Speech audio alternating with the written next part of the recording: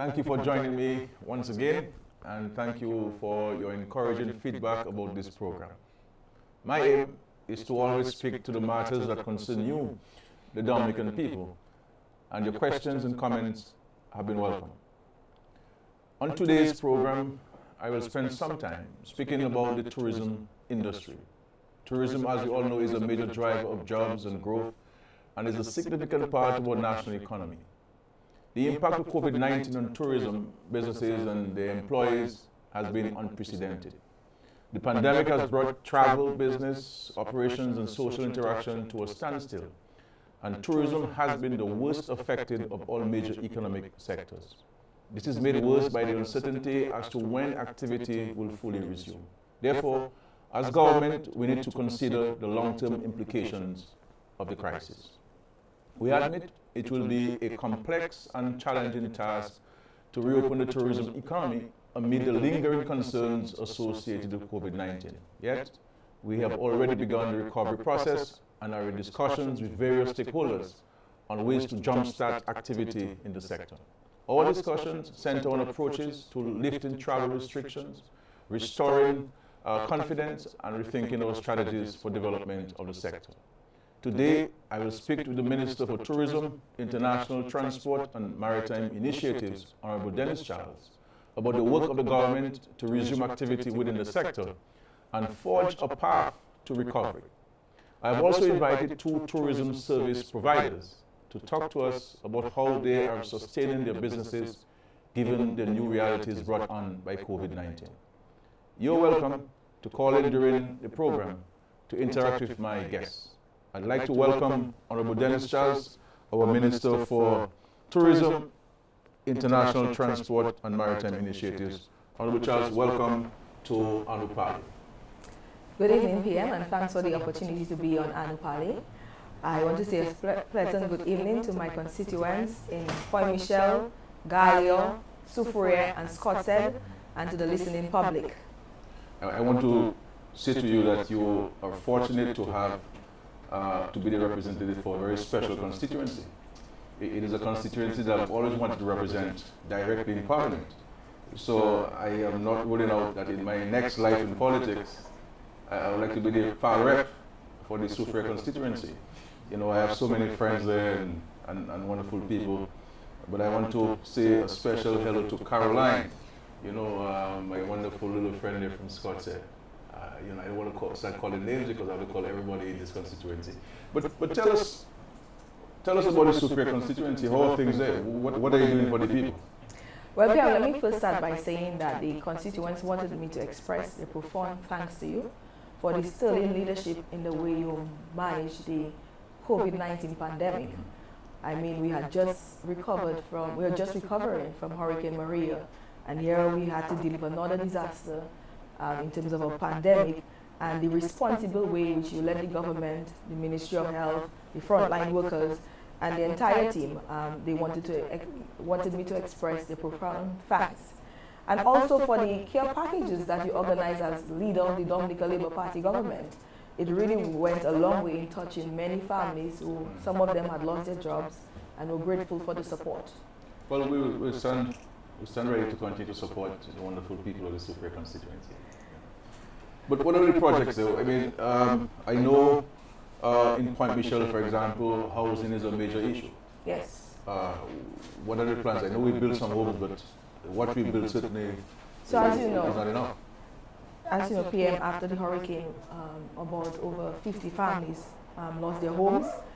I'm happy tonight that I can say to the people that we have identified land for the construction of over 48 units in the first phase, and we have also identified an area for HOTS to build some standalone homes from some families we have to relocate who live near the ravines. And so that has been a major issue for us. So as I understand it, your first site of 48 homes. 48 homes. And you have a second site, which is the old estate house, where you will build, the second phase will be constructed. Later down. Yeah. There was an area where we wanted to put further apartments, but it was earmarked for the expansion of the playing field, so we could not build. So we had to cut the number. Right. So as a result, we get 48 units. The constituency is doing great. In Point Michel, one of the major concerns has been sporting activities. That is why we are focused on the expansion of the playing field to create a world-class field so we can play football and cricket, and we're not affecting the cricket season when you're playing football by having the pitch in the center. So he's going to address that.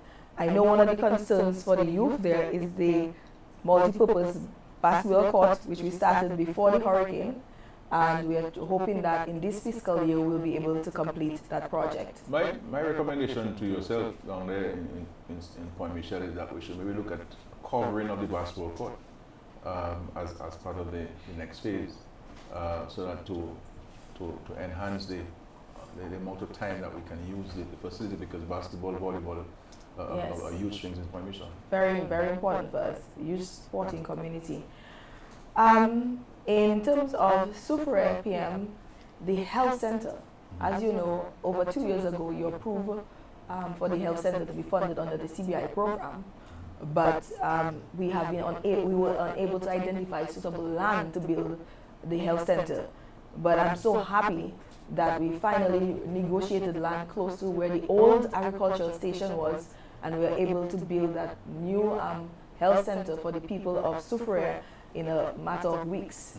And I want to further thank you because we not only were able to negotiate for the land for the health center, but you approved for us to negotiate further for the entire acre of land so we can use for expansion for housing. Because you know that because of the sulfur springs and the areas where government owned land in Soufriere, we could not build housing, and it has been we've been trying our best to identify lands for housing. So that's great news for the people. We have some issues with some roads, one being Rose Hill and the road leading to the sulfur springs, and we hope to address that issue in the upcoming fiscal year. The Rose Hill Road is on the community road projects, and so we hope to start soon.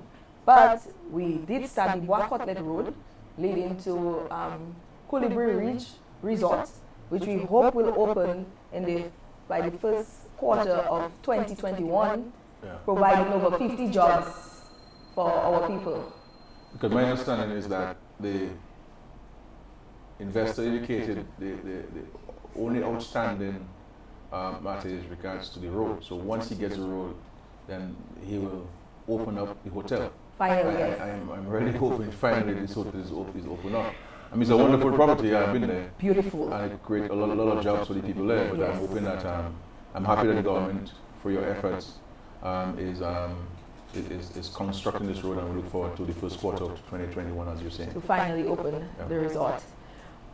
In terms of Galio PM, the people are very happy with the resurfacing of the road. I mean, you can fly up the road of Galio right now. Yeah. Yes. We have to move with the community center. Yes, that's the next phase under the fiscal year. But one key thing I have always spoken about for the people of Galio is agrotourism.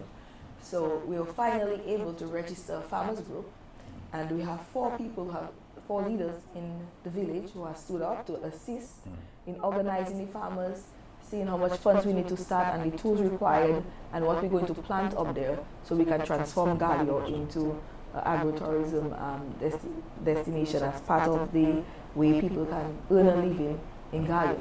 No, I have a bus driver friend in Scott said, Pato. I say good night to Pato. I tried calling you earlier and get you.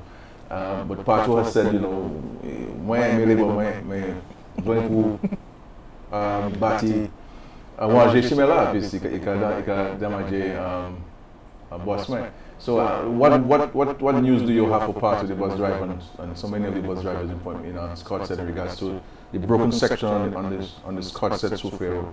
Yes. Yeah, as you know, when you invited me to come to this program this Sunday, I said one of the key things that may come up is that broken road in Gallet in Scottshead. And you said to me that by next week we'll have some men on the ground to do a permanent fixture on the road. We had done some dressing on the road temporarily, but you know, every time it rains, it washes away. I don't agree with the tariff that was placed.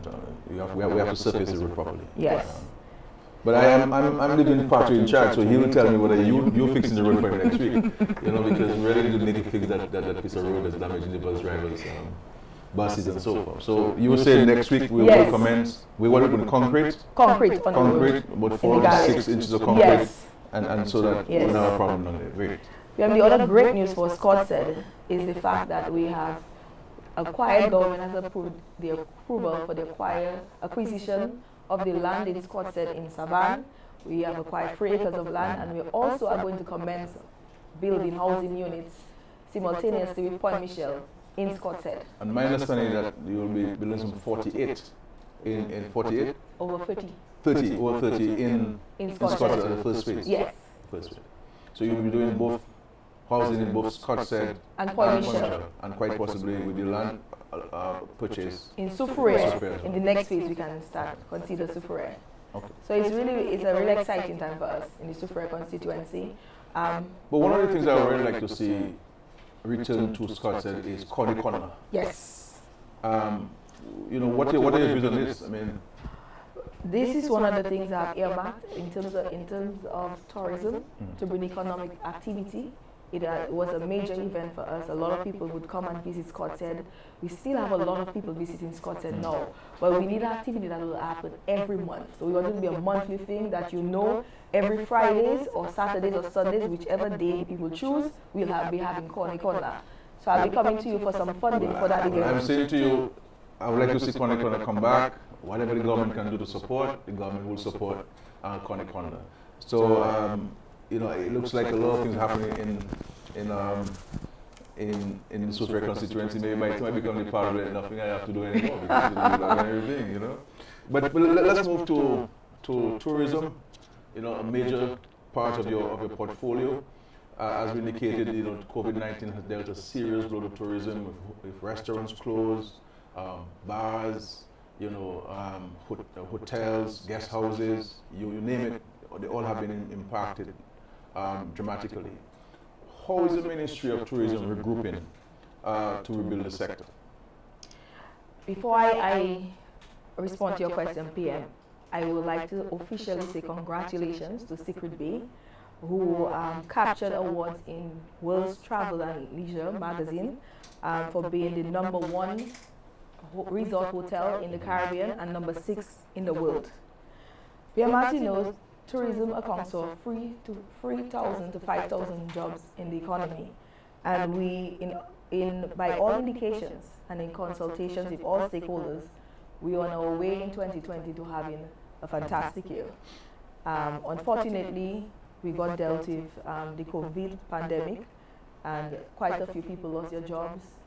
And one of the key things we did, and through your leadership as well in terms of the fiscal measures, is lobby for funding, so that when we reopen the sector, that the small business vendors and the facilities and the resort owners could get the funding necessary to prepare themselves to implement the protocols that have been implemented by the Ministry of Health. So we have a small business line of credit at the Aid Bank, where tourism business owners can access funding up to $15,000 for businesses earning $250,000 or less. And just 2 weeks ago, you announced the credit facility for medium-sized businesses. So that was up to $40,000. $40,000, and that was excellent, because one of the feedback was that most businesses in the sector, especially in the hotel industry, earn over $250, and they needed the funding to be able to implement some of the protocols going forward and the changes they will have to make. I also want to say that we received approval for concessions on equipment and materials, because, as you know, adjustments would have to be made. For example, they would have to go to sensor toilets and sinks, buy more materials for sanitization, and so that support was given by the cabinet. And also the moratorium given at Aid Bank for 6 months, where tourism business resort owners who had access funding at the Aid Bank. That's on a 2% loan. Under the 2% loan. And also other facilities at the bank. Right. Got a grace, so they were not required to pay any interest or principals for 6 months, giving them additional working capital to be able to implement some of those protocols. So that is one way we have been working with the vendors. Yeah, go ahead, please. The other thing we have done in the tourism sector is that during the downtime, we organized a tourism task force, including of all the stakeholders in the industry, representatives from the resort sector, from tours, taxis, and the private sector. And we met and we had very constructive and detailed meetings, and they came up with even many of the protocols that we'll be implementing once the sites are reopened, for the restaurants, for the taxis.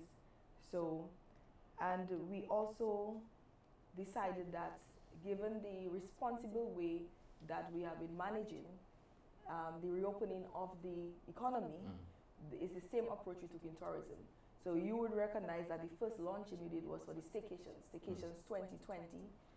But how's that going? I mean, you launched it a couple weeks ago? Yes, we did. Weeks ago, the hotels that participate in guest houses. Yes. How is that going? It's going great, PM. The only drawback is that in order to participate, most of the resorts have to get certified, and that is a process. So once they put all the protocols in place, they'll be certified by the health promotion unit. But we have seen a great interest in terms of citizens being interested in supporting the hotels, and more properties that want to participate. And even tour operators like Sheppy and Shy Guy also have promotions on the Experience Dominica. Well, some people have told me that they find that the rates are a little bit high for locals in a staycation environment. I mean, I'm on the ground, other people tell me, they whisper me ears, they tell me when the Minister of Tourism comes, they put this to her so that she can tell the hotel operators that, look, can we have a Dominica price? A COVID-19 price, they tell me. So I was putting out there, you don't have to respond, but I'm sure they're all hearing me, and I'm sure they'll respond accordingly. So because I believe that based on what people are saying to me, that there should be a special package. Is there a special package for people like me? Yeah, they're great rates for different resorts. Okay. Yeah, Secret Bay, weekend packages or day rates. You have sip and swim. Sip and swim. Sip at Atlantic Bay Resort. So there are different packages, but I'll take the point you brought up, and we can have further discussions. But I also think too that there must be a little hyping up of the promotion from the property owners themselves. I get a sense that we need to have more hyping up and so on. But thank you very much. So we're making some progress with the staycation and so on. But what other actions is the ministry taking to jumpstart the sector? As I said, PM, during this downtime, we did a total assessment of the sector. And one of the key things we recognize is that whereas Dominica has great natural products, and we have done very well in terms of promoting responsible tourism in Dominica, which is a balance between the economics and preservation of our natural habitats and livelihoods. And we want to continue that focus in the tourism industry. But we realized there are niches that were naturally growing in the economy, and we needed to pay great attention to. So, for example, under aquatourism, the yachting sector, a lot of yachties visit Dominica monthly. And actually, Cobra sent me a text message that many of them are waiting for the reopening of the borders so they can return. And so we got a strategy from the Yachting Association on how we can help develop that. But hold your point, Minister. Let me get a call, please. Caller, go ahead, please.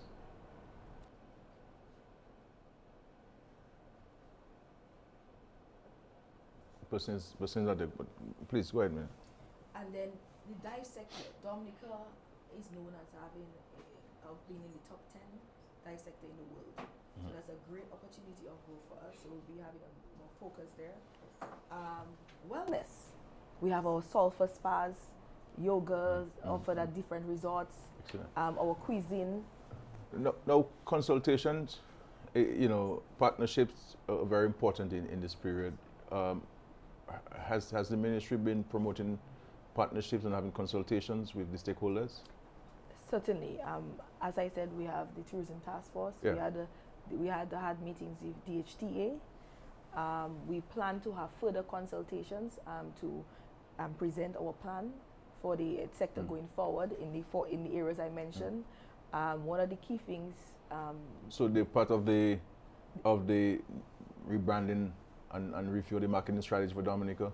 The stakeholders are engaged? Yes. And the reopening of the borders as well?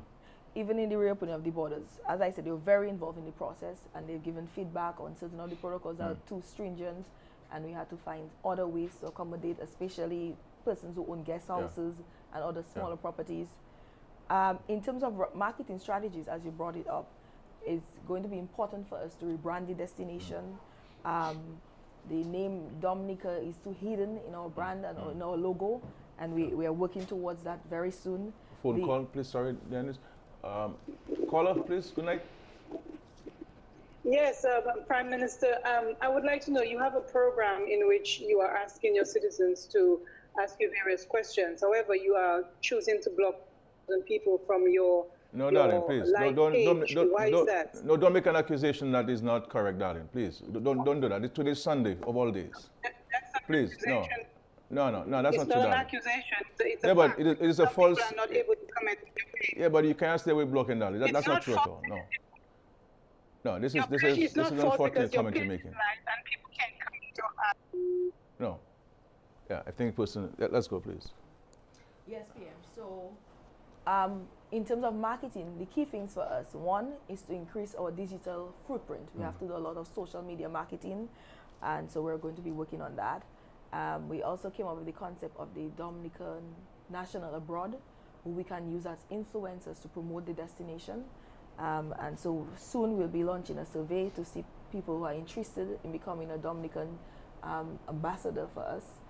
And the other aspect of it is that we're going to ensure that we can measure and monitor our investment. So when we market, to see the returns on that marketing strategy, and if we have to re-strategize, then we can do so. Because the complaint from stakeholders is that the government has been leaving them out, or the ministry has been leaving them out of the consultation in terms of the marketing strategy and how do we spend the monies and where do we spend the monies.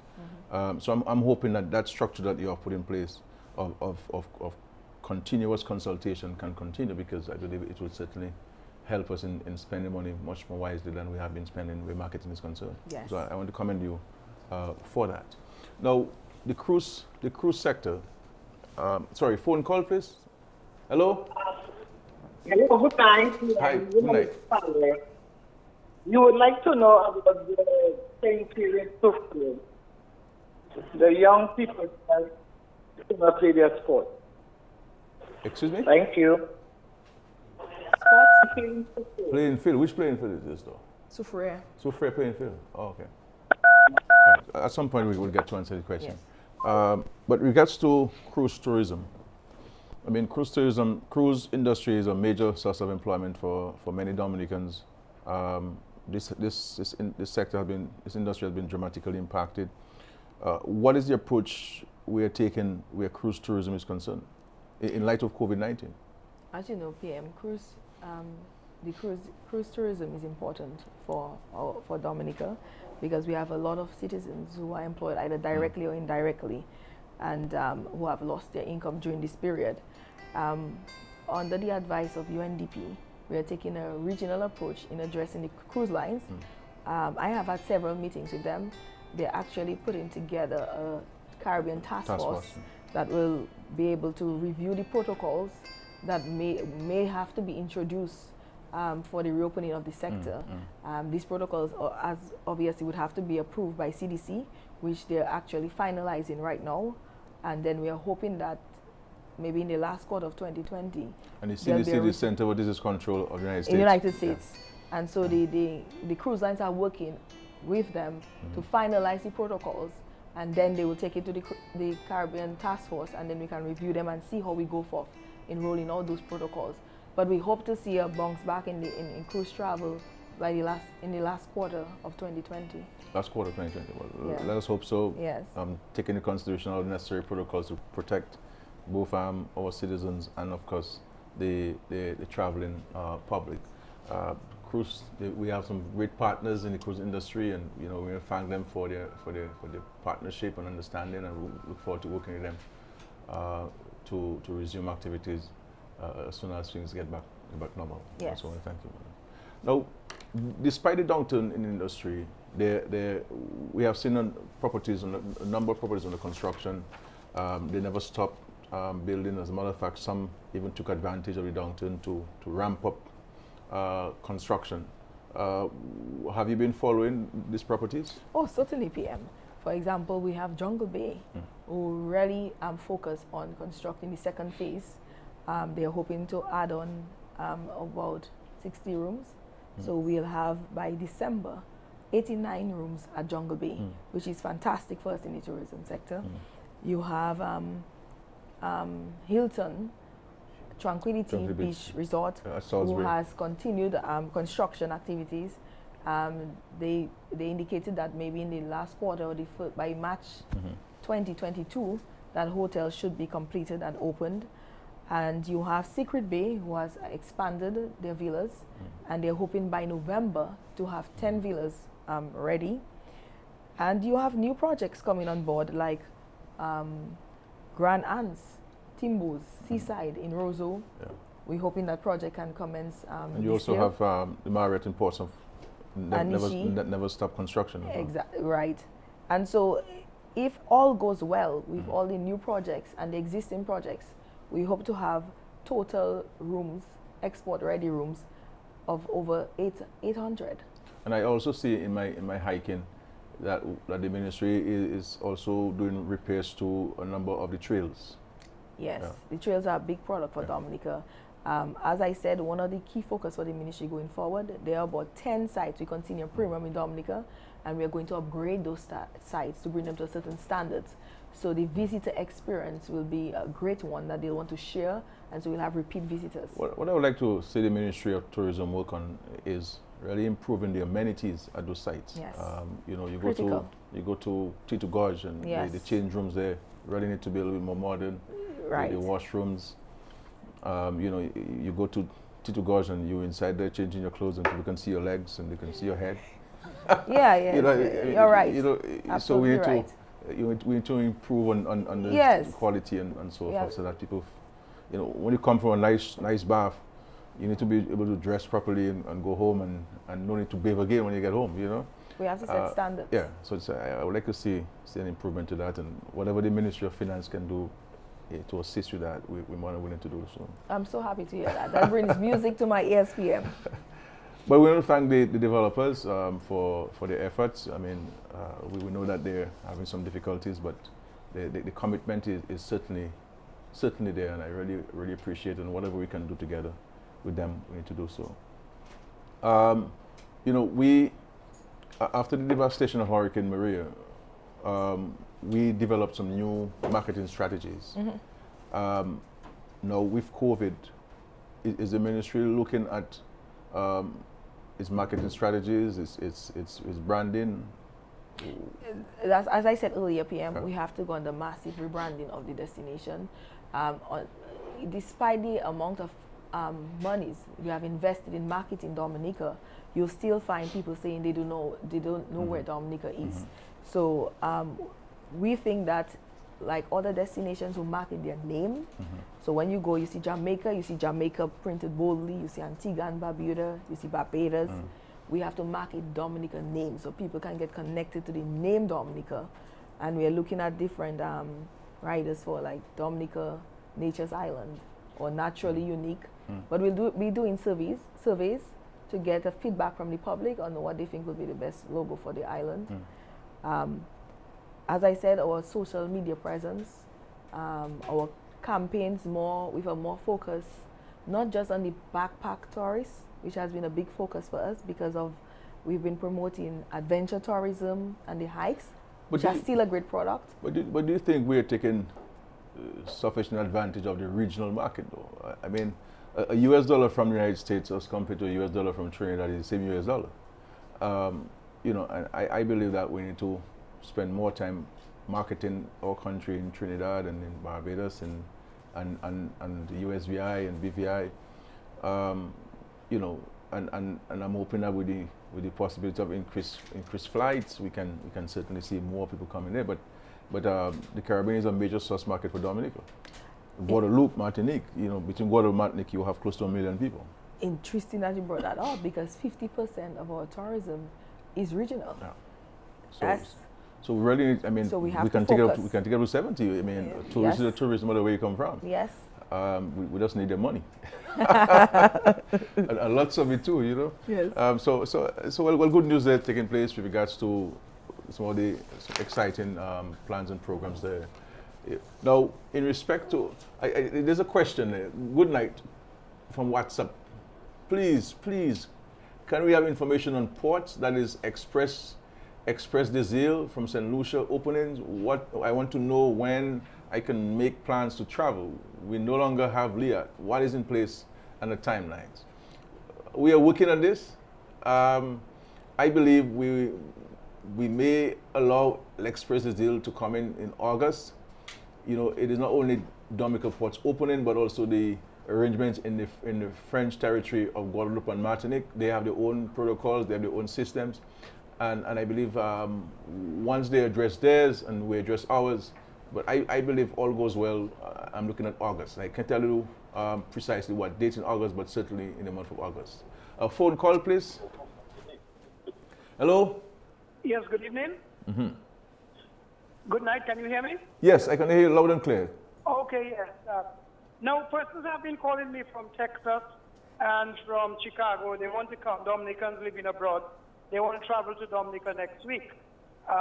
Government indicated that on Wednesday next week, this week that is, the ports will be open.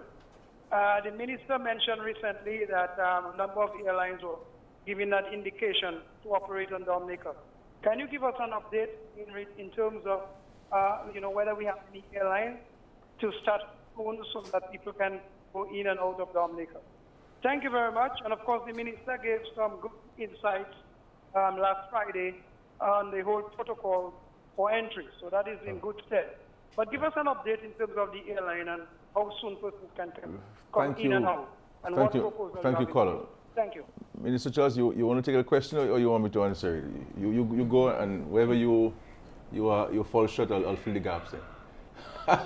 In terms of air access into Dominica, with the challenges going on with LIAT right now, we have Seaborn Silver Airlines that will be having weekly flights into Dominica.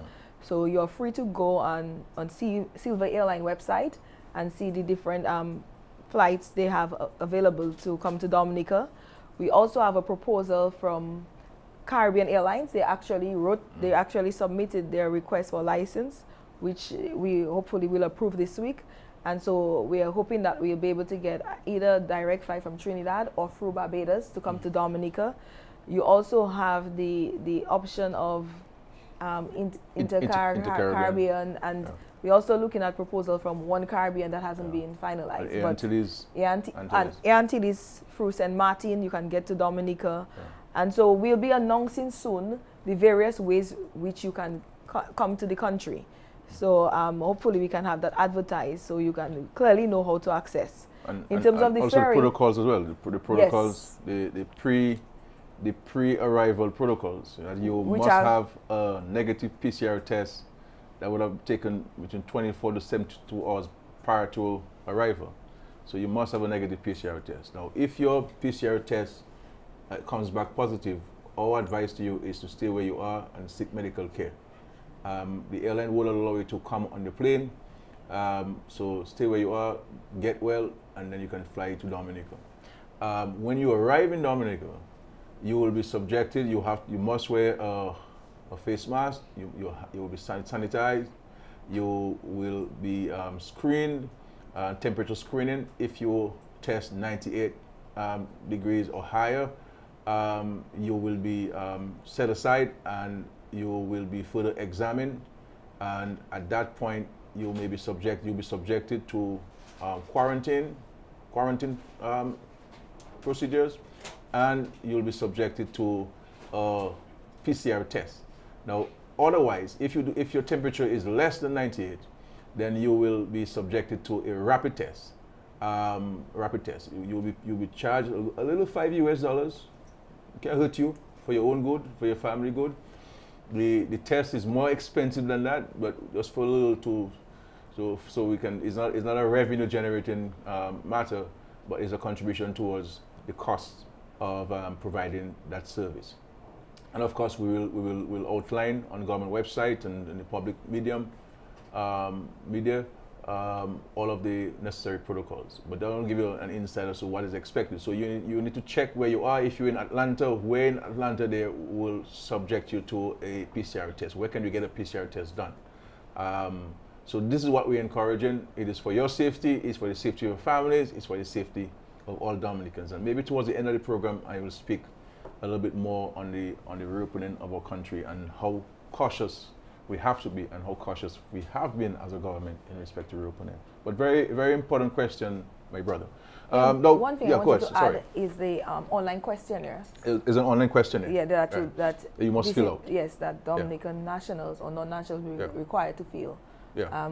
It will be available on the government website, on DDA website, and so you have to go through that and answer it as complete as possible, and you'll have the opportunity to also upload your negative PCR test.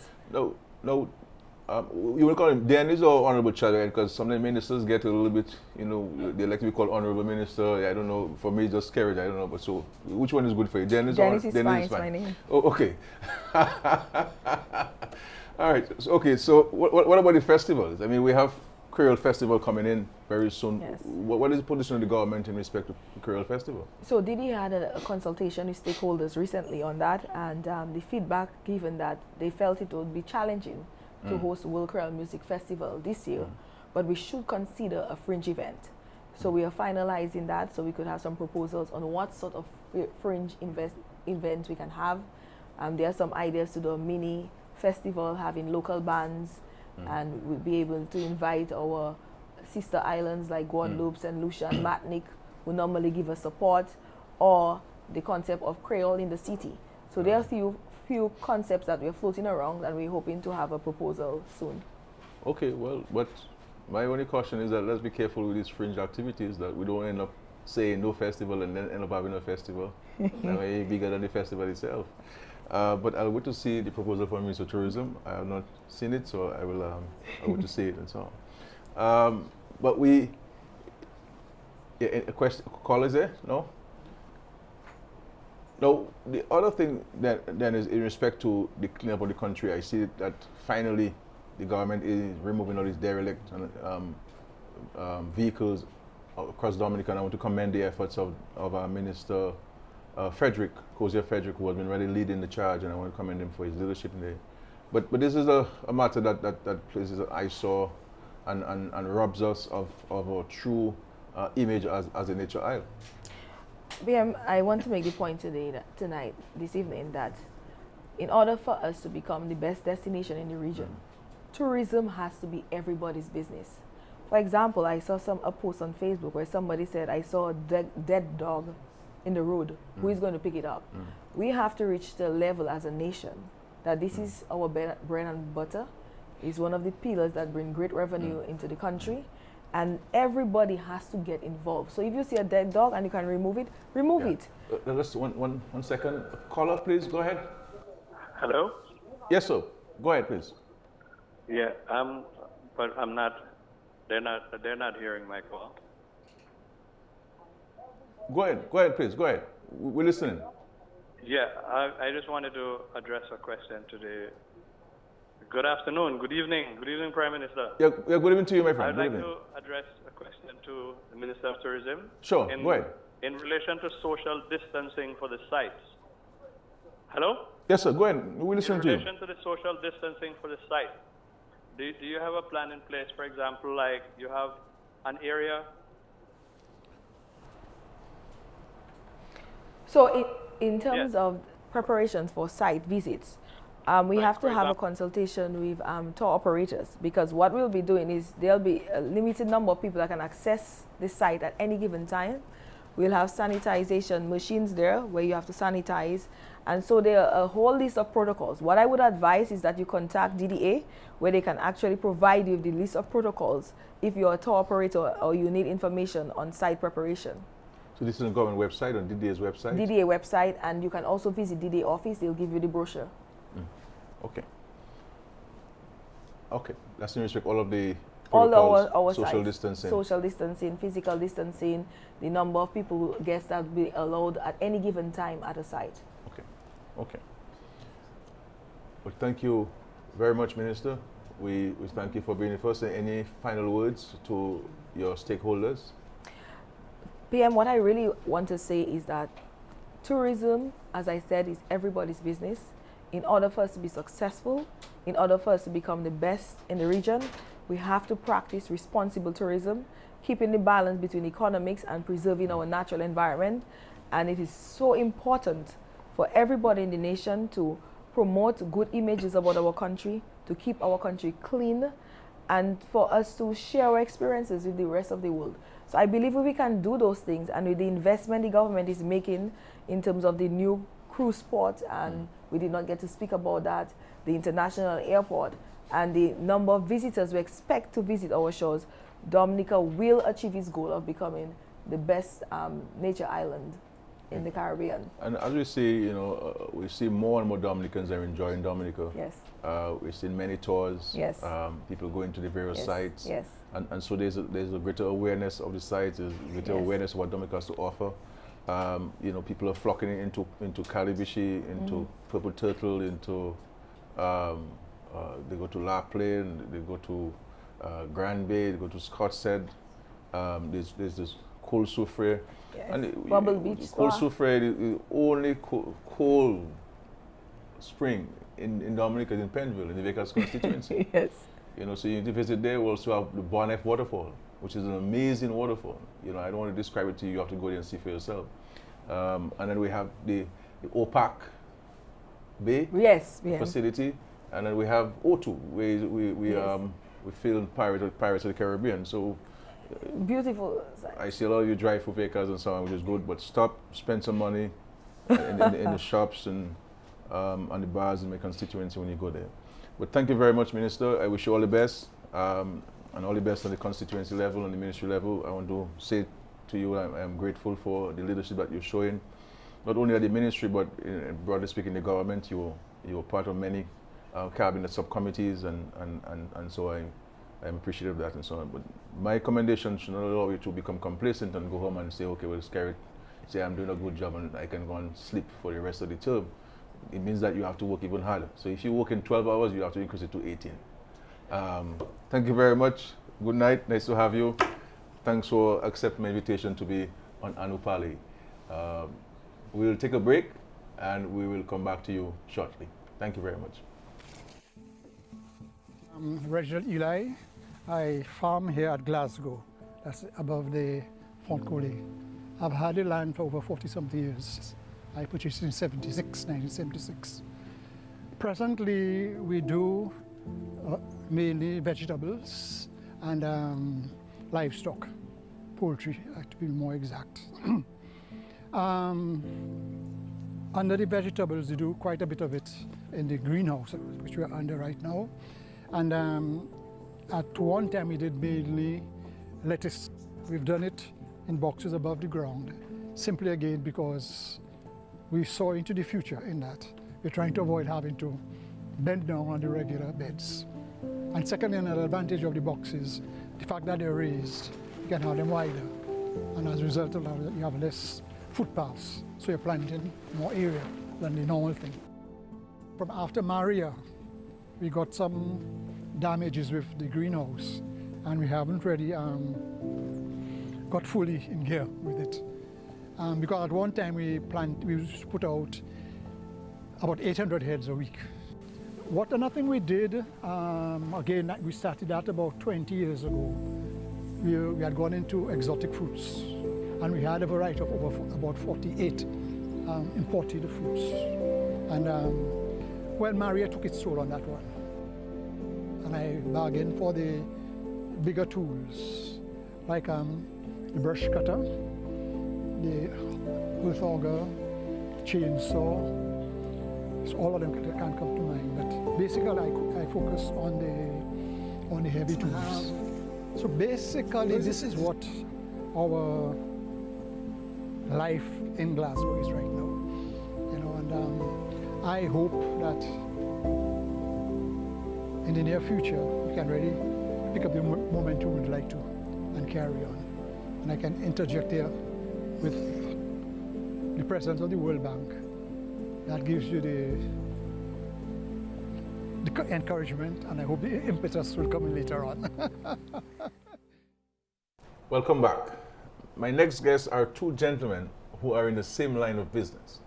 They stand out because of the enthusiasm of Dominica and the work they have done in their own right to promote the destination to both locals and visitors. With me are two tour operators, Dorian Shy Guy James and Shepherd Sheppy Fridges.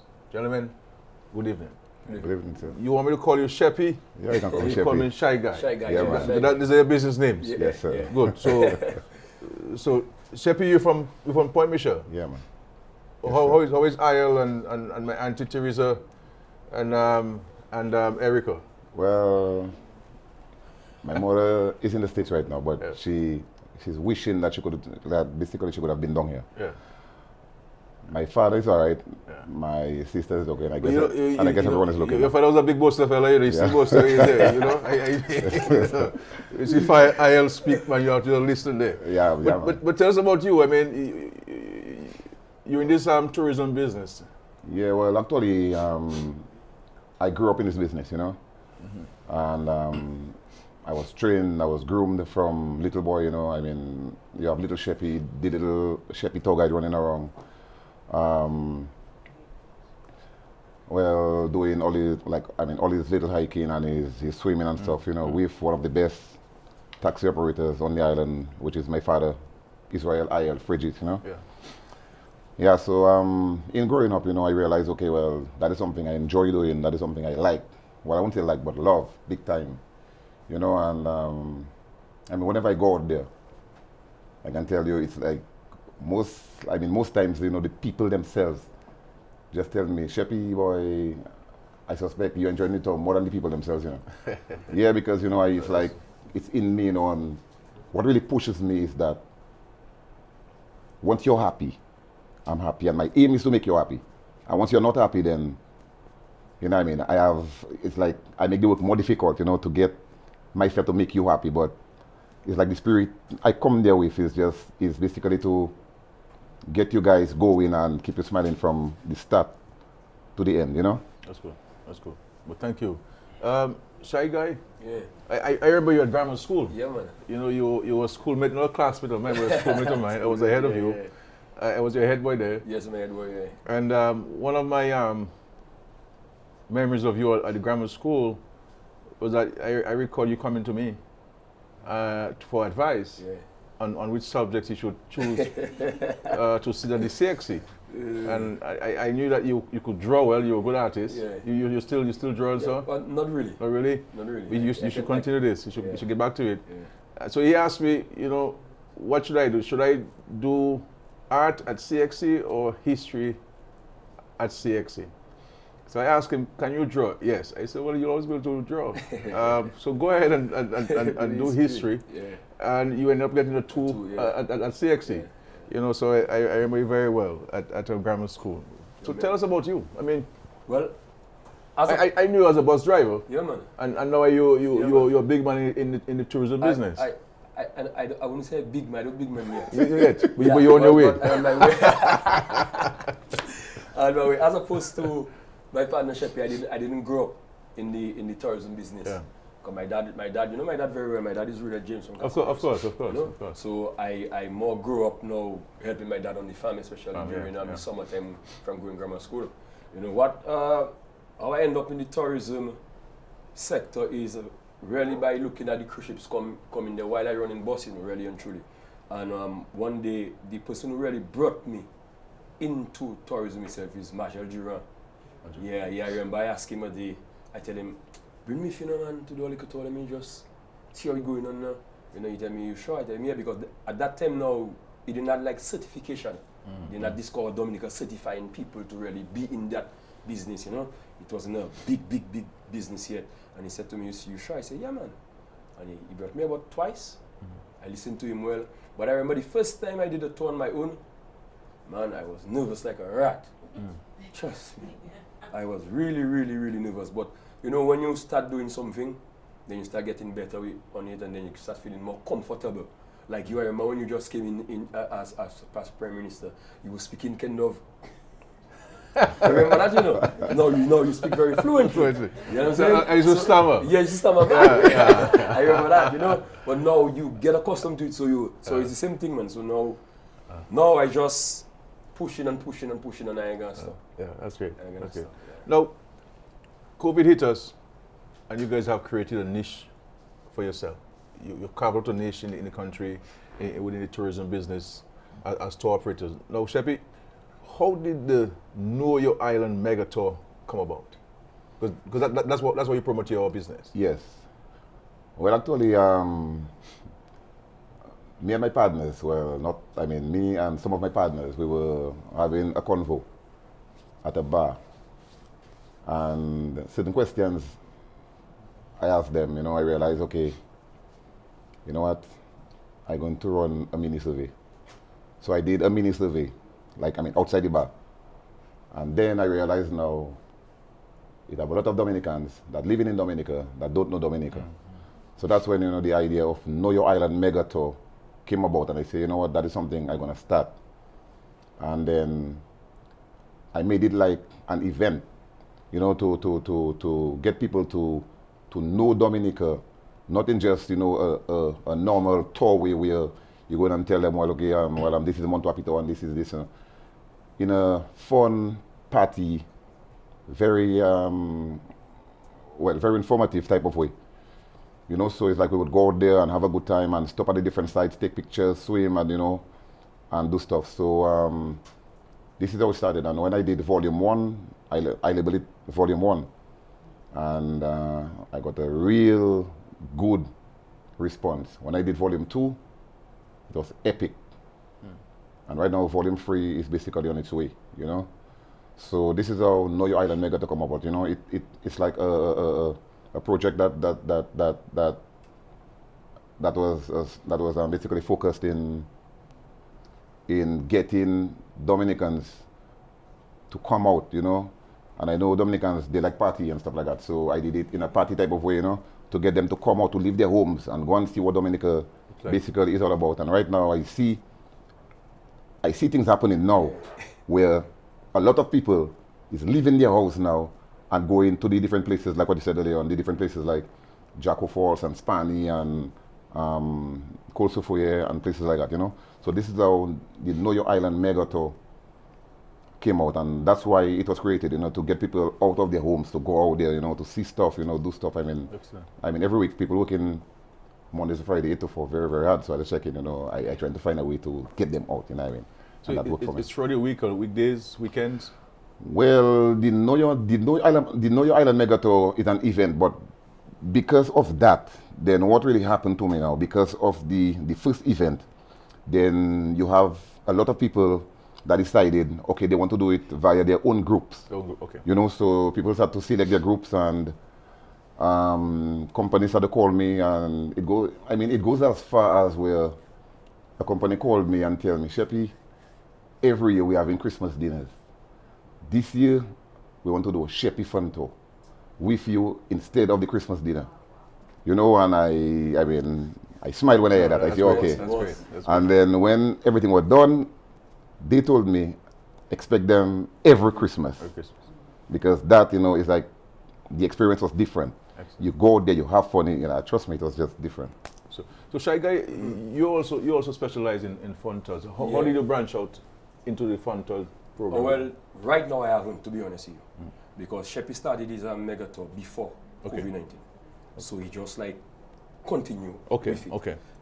For me right now, I trying to see if I can get, because I'm not the person that like to follow fashion, so to speak. I always like to think a little different, So what I'm trying to do now is try to see if I could get the people now that want a more family-oriented tour, because you have people that have their kids who like to go out with their kids and stuff like that. Right. So I said to myself, okay, since Sheppy already have the young people, so to speak, I need to start concentrating now on the people that want to have a more family-oriented tour. Senior citizens. So like senior citizens, children. Well, and there's young people that still want that type of tour too, if you understand. Because you might surprise to see I do it like that and the type of people I get, but I want to more focus on the family-oriented thoughts, to be honest. Because the thing is that from COVID-19, I've not worked yet. I've never worked yet from COVID-19. From the second week in March, I've never worked till like right now I'm speaking to you. That's in regards to cruise tourism. Cruise tourism, because remember I do a lot of cruise. Cruise. Yeah, cruise and the French, the ferry. Yeah. That's my two main, especially the French. I really starting to dominate. See Guadeloupe and Martinique, I really starting to dominate Guadeloupe and Martinique. Because I speak the Creole very well. I'm back on of course. Right. So this is why you're trying to have this local. Yes. So that's yes. That's why I'm trying to see if I can bridge the gap. To bridge the gap, because I try to bridge the gap. You see, when your back is against the wall, sometimes you have to go back to what you know. Remember, I used to be a bus driver. That's right. So I realized, okay, Shy Guy, the tourist thing cannot work now. So I try to go back to what I know. But what happened is that now, because there is so many buses on the road, and the honest truth is, I don't see myself as a bus driver. It's okay if I call you my brother, because you like to use that word, my brother. That's right. That's fine me. I really that's fine. Don't see myself again as a bus driver.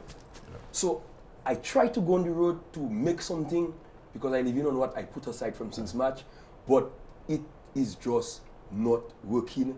So sometimes I just check in money, you know what?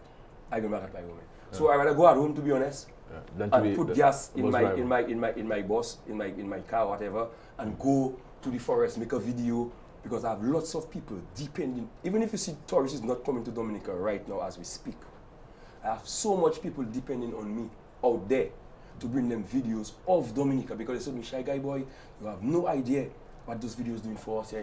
They're encouraging us, because remember, we're in Dominica. Dominica is a place where we're different, as to oppose out there where the people know they lock the ones when they was locked down and stuff like that. So I have to find a way to go out there and still bring Dominica to my people. Yeah. You know? So, but what about the island that excites you, though? Let me tell you something. Because you have great passion. You know. Let me tell you, see, I choose to be Dominica. I have a 10 years visa. Because of my work, I meet lots of people that give me nice offers. I choose to be Dominica because I love Dominica. For me, Dominica is a special place. What really excites me about Dominica is the fact that I can just get up, drive for 15 minutes, and I'm in a river. I drive for half an hour at a waterfall. And Dominica itself, I always tell people that, and because we're busy with work, we don't take the time out. But Dominica itself is a therapy. You can be going through a stressful situation, and you can leave your home and go take a bath in the waterfall, or just go relax at Screws or Tears, one of them places. And that alone can just be a therapy for you, because Dominica is not, even though we have our little problem in Dominica, there is no place.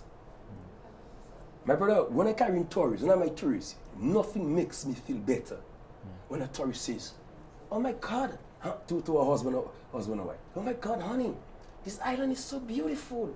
We've never seen that before. You know, that makes me feel.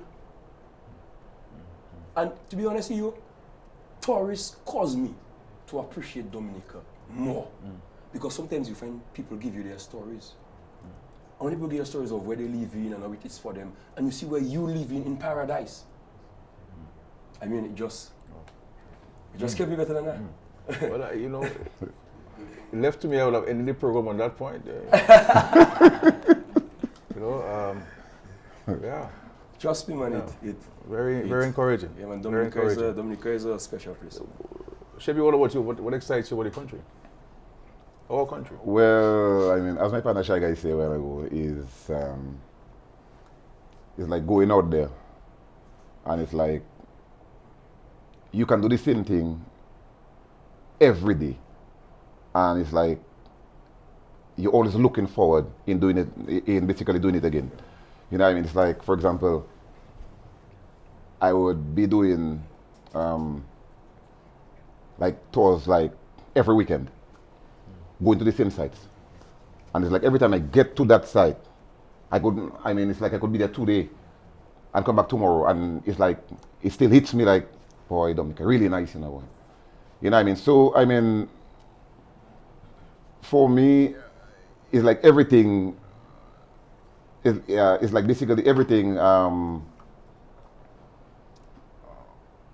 natural about the country, you know, like visiting the falls and the sulfur springs, the rainforest, you know, stopping, showing people where, I mean, what is it like living in Dominica, taking photos, creating that type of memory, you know what I mean, and stuff like that. I mean, that pleases me about Dominica because, as you rightly said a while ago, in my whole life I've been living, I've never in my life seen what they call cold Sophia.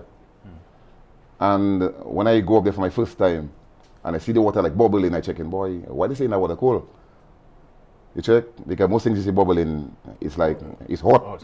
Yeah. And everywhere in the Caribbean you go, you'll see hot Sophia, by saying, I'm St. Lucia, Sophia, but I want to put man in that, I check in, I can't believe that. So, I mean, Dominica is just a unique place, you know, and unique in a very, very good way. Yeah. Now, what are your long-term goals? And sorry, a phone call. Hello, hi. Hello. Okay, I think we have missed the call. What are your long-term goals, and how do you see yourselves growing and expanding within the industry? Me, basically, my long-term goal, I dream big, because every businessman I know starts small. My goal really is to be the face of Dominica in terms of tours. I want for somebody in Miami to stay in Miami and say, boy, you know something? I'm going to Dominica. And the next thing that have to come out of his mouth is, let me contact Shy Guy. Shy Guy tours. That is really my goal. Now, how do I achieve that? I have to just, if I stay on the path that I on, I personally believe I can achieve that goal with the help of the government, you know. Well, how do you mentioned government, I mean, we're speaking there, you know,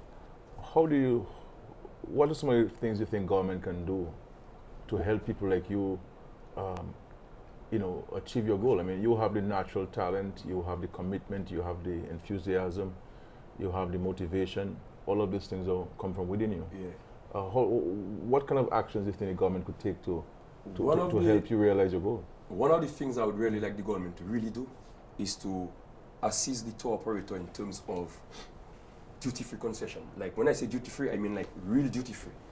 Something like, similar to what we do for agriculture? Yes, farmers. I really... Because the farmers now, they enjoy duty-free, so no import duty, yes, and also no excise tax. Okay, so what is that? The VAT, they do pay the VAT. They do pay the VAT. Yeah, but excise tax is 28%. Okay. And import duty on a vehicle like it might be what 10 or 20%. So you would recommend that? I would recommend a serious duty-free that would, because, like for example, like me. But for tour operators, you're talking about people like yourself. For tour operators, because you see, for me to carry out my service, you need proper. I need proper tools. For me to continue with that confidence I have going, I need to know that my machine to work is up to date and is. And so you'll be subjected. You would benefit every 5 years for a new vehicle.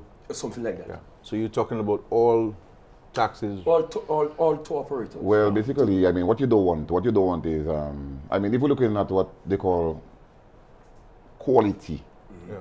I mean, quality doesn't really fall in the thing of the hotel industry and so on. I mean, if you're talking about quality, tourism quality right across the board, then you wouldn't want, for example, somebody is at Fort Young or something like that, and when they call Sheppy, and tell Sheppy, well, they would like a taxi to take them out tomorrow morning, and they live in one of the most expensive rooms at Fort Young. And they call Sheppy to do a tour next day. And next morning, you know, I come and I park outside, and the person come outside, you know, with their kids and looking well bourgeois, you know, like well sharp and everything. I mean, and it's like the person come and see a raggedy bus outside there with some big patch and so on, and getting ready to go to a spray shop and so on. That on a whole would just bring down the person's shoulder, because I mean, I have seen I have seen tourists reject buses because of their physical condition. Okay. So, I mean, I'm coming on the budget coming soon. I'm still working on my budget speech. So you're saying that we need to differentiate and set aside tour operators in a separate category. In a separate category, yes. And then we would subject these people to certain benefits. Yes. Waiving That's the import correct. duties and the other VAT and the excise tax.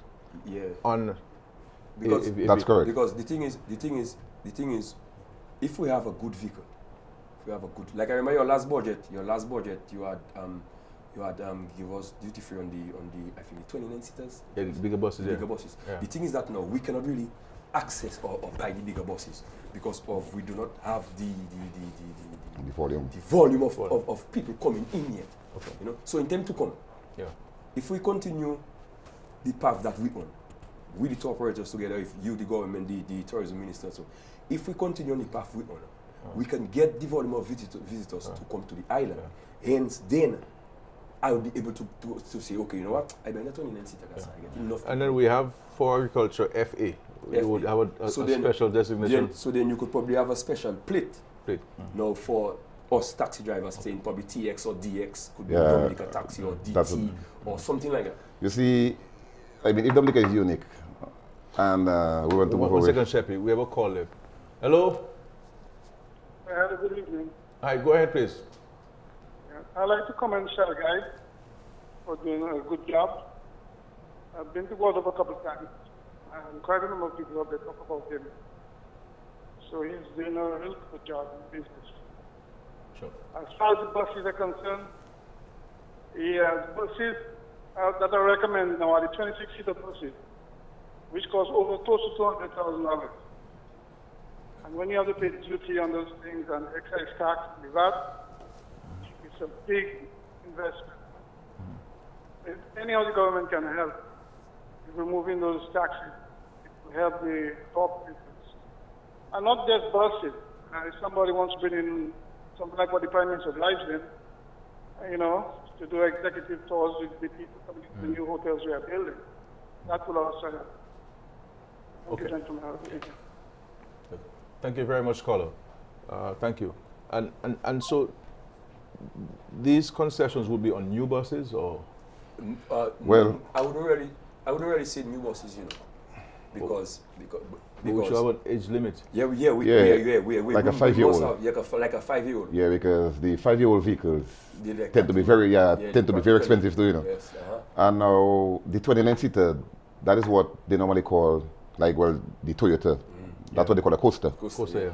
And a 5-year-old coaster is like a brand new coaster, and that is very expensive. It is.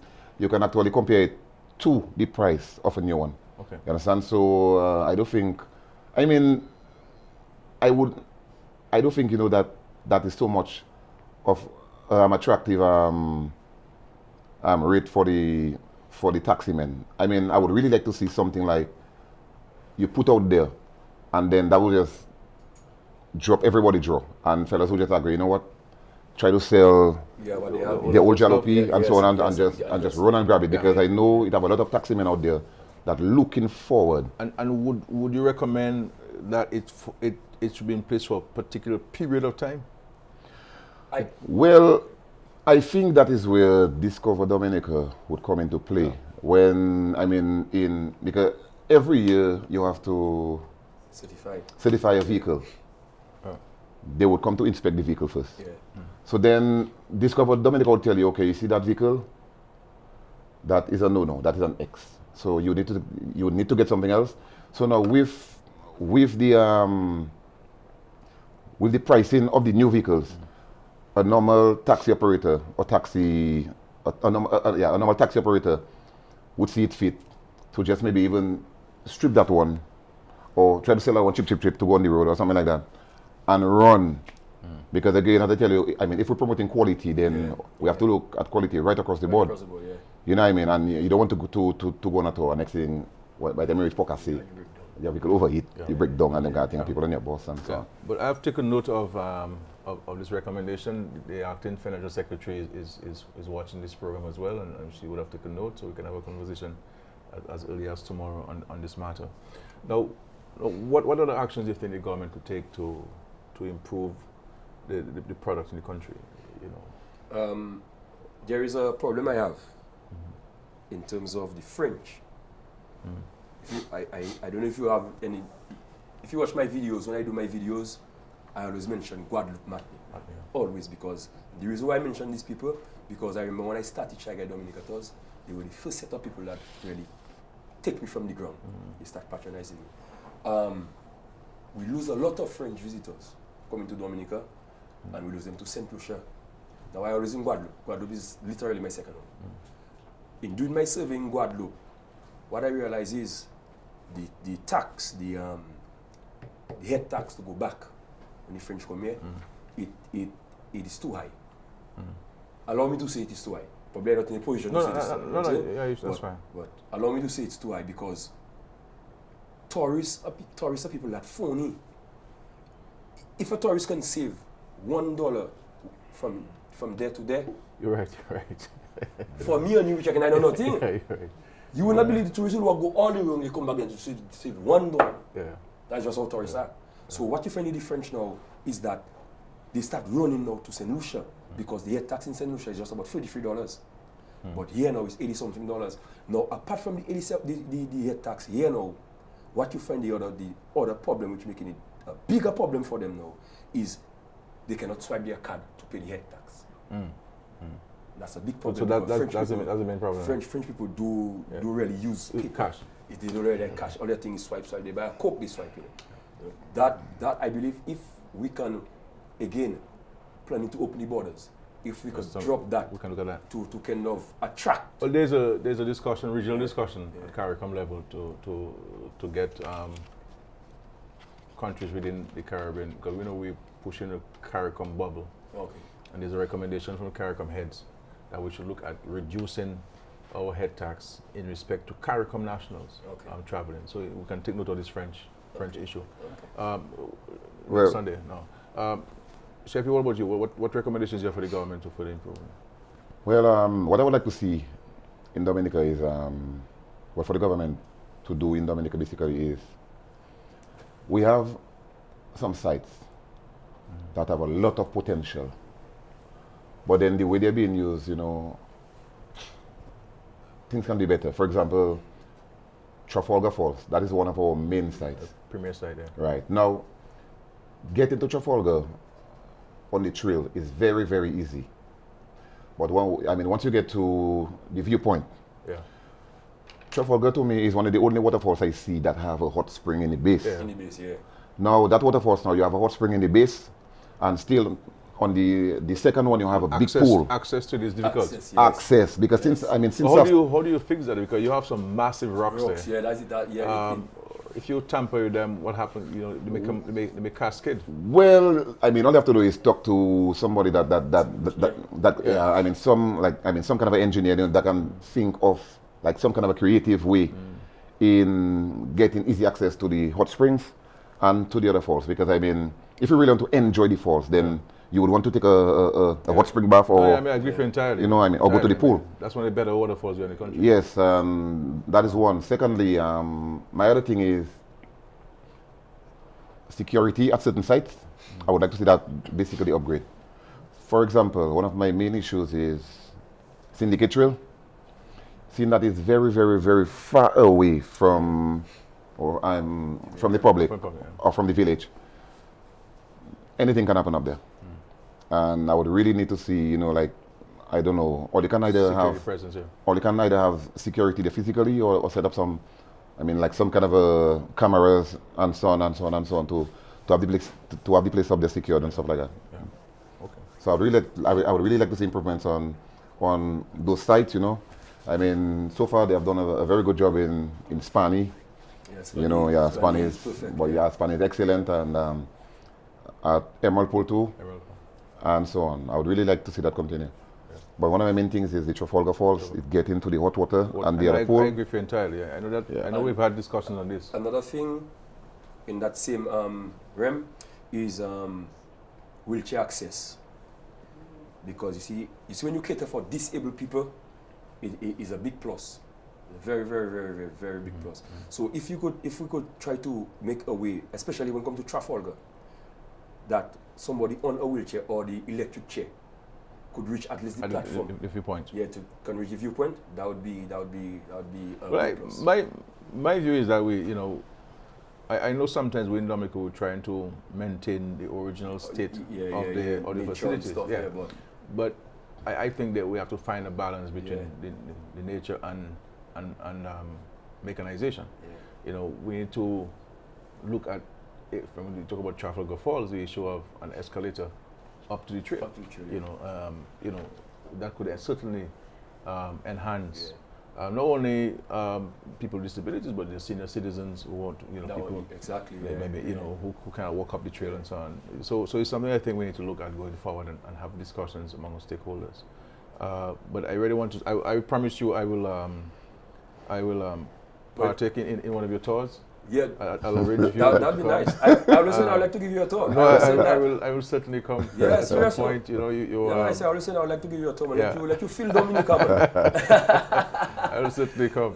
But it have one thing I want to send out there to Dominicans that I'm doing a lot of tours and stuff like that. We are considered the child of the Caribbean. Please, let's try to live it that way, because what you have now, you have a lot of people going out, that basically pleases me, you know what I mean? But when you get to the sites, whatever you come there with, take it and go back. Yeah. Because, what that's happening right now is you will have them going to places like Red Rock or down to the Emerald Pool and certain sites. And whatever they go down there with, their glasses, their bottles, their whatever, they live in it there. And that makes it kind of a difficult, difficult and unsightly for people that's coming after, and for the people who's running the place also. Because not too long ago I went to Jacko and I had to talk to the lady, and then I went to Spani and I had to talk to them and tell them, I tell them, now and then, maybe every Monday, find yourself down there by the site, because you have a big group of people coming in every weekend. So every Monday or Tuesday, find yourself down there and check it out and and see what's happening. But yes, I would really like them to be responsible when they visit the site. Whatever they come with, go back with it. Take pictures, leave footprints, and go back with everything all they come with. Yeah, thank you. What about you, Try Guy? Something I would like to see done. Like, I don't take out bread in anybody mouth, I know you take out bread in anybody mouth. But something that we have to take serious when it comes to tourism is making sure that the people who are involved, like the tour operators, are certified. Like, you have some non-certified people. But sometimes people resist. Yes, this thing, yes. That's why I tell you. That's why I tell you now. I do not want to take out bread in somebody's mouth. But this thing is important, because if we're not certified, we're not trained, we're not knowledgeable. A man sees a breadfruit tree, tell us in that is what I was coming to. That is what I was coming to. It's not even about you going to make money. It's about something happening with the tourists while you have the tourism, because you're not trained. You don't know how to handle the situation, and then the tourist is not going to say, "Is this person?" The tourist is going to say, Dominica taxi driver. Yeah, Dominica. Yeah. And that can give us. That can just throw us down, because the tourism industry is extremely fragile. Yep. Especially see with the COVID-19 now. Remember, every country now in the Caribbean going to see how they can bring tourists into their island. So we now have to know what we're doing. Yeah, I appreciate very much. I think it has been a wonderful engagement of yourself. Yeah. I am particularly encouraged that you're two very young men, and who are positive role models there, who are entrepreneurs, who are positive about Dominica, and I think with people like yourself, the future of the country is assured. And I wish you all the best, and I'm hoping that other young people can emulate you in whatever business they are in, wherever they work. We can all have that kind of positive reflection and intimation about our country, because at the end of the day, we are all ambassadors, and we should use or access to social media, because I see both of you are very heavily involved in social media, and all of the videos I've seen, all of the postings I've seen from both of you on social media are all positive. And I think if all of us who are on social media can commit to this, then we already have an advantage over the rest in terms of our natural environment and the sites. What we needed to ensure that we are welcoming people and that we respect and appreciate the tourists coming in and visitors to our country.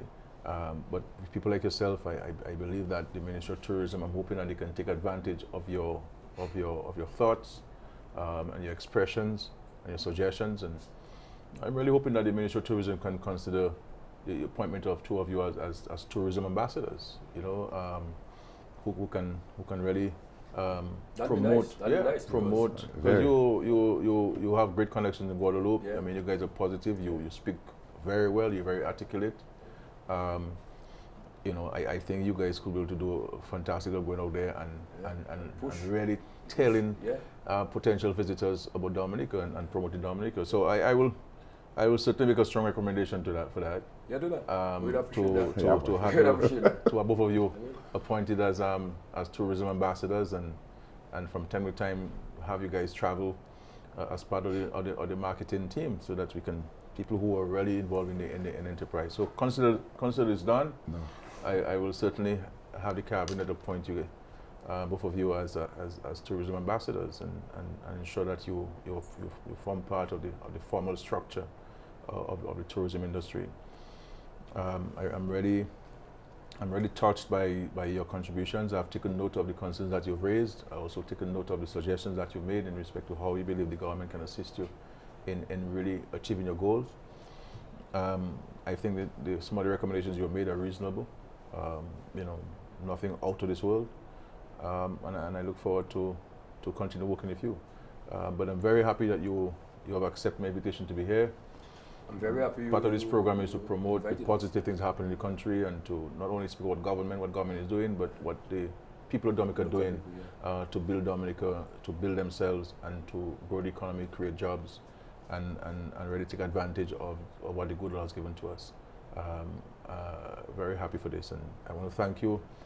Of course, I know both of you in different capacities, in different ways, and I really want to thank you for this. Words really can't express my high views of both of you, and I know there are many other Dominicans like you, and I think it's important for us to reach out to them and to promote them and to let people know what they're doing, because sometimes we hear so many negative things about young people, and I think there are a lot of young people who are doing constructive things for themselves, for the country, for their families, and I think we need to highlight this. Let us focus more on the positive, and those who are not positive can become positive because we're focusing on the positive. If we focus on the negative, then people are going to want to be negative, because that's how you can get attention. You know, so I think we need to focus on the positive and work towards addressing some of the negatives in our country. That's how we can build a country, and I think that's the approach you guys are taking. I think that's the approach all of us should take in the country. So, my brothers, all the best. Jah guide. You say Jah guide, right? See Jah guide, man. Rastafari, man. Rastafari. All right, boss man. Yes, sir. All right. Yeah, man. Thanks for having us, man. We appreciate that. We really appreciate it. Anytime, I promise you, I will come on a tour. Yes. My old grammar school partner there, man, tour, and my partner Michelle Massive on a tour there. Thank you very much. Dominica in a different way. No, I will come. I will come. Thanks for having us, man. Thanks for having us. Very much. We'll take a break. Thank you. All right.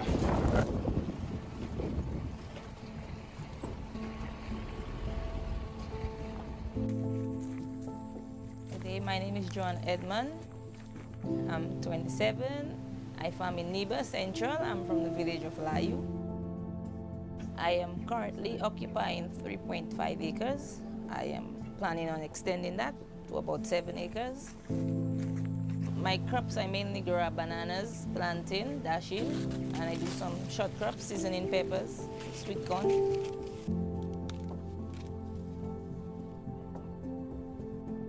In terms of the World Bank program, I have received fertilizer, I have received the maize blower, cutlasses,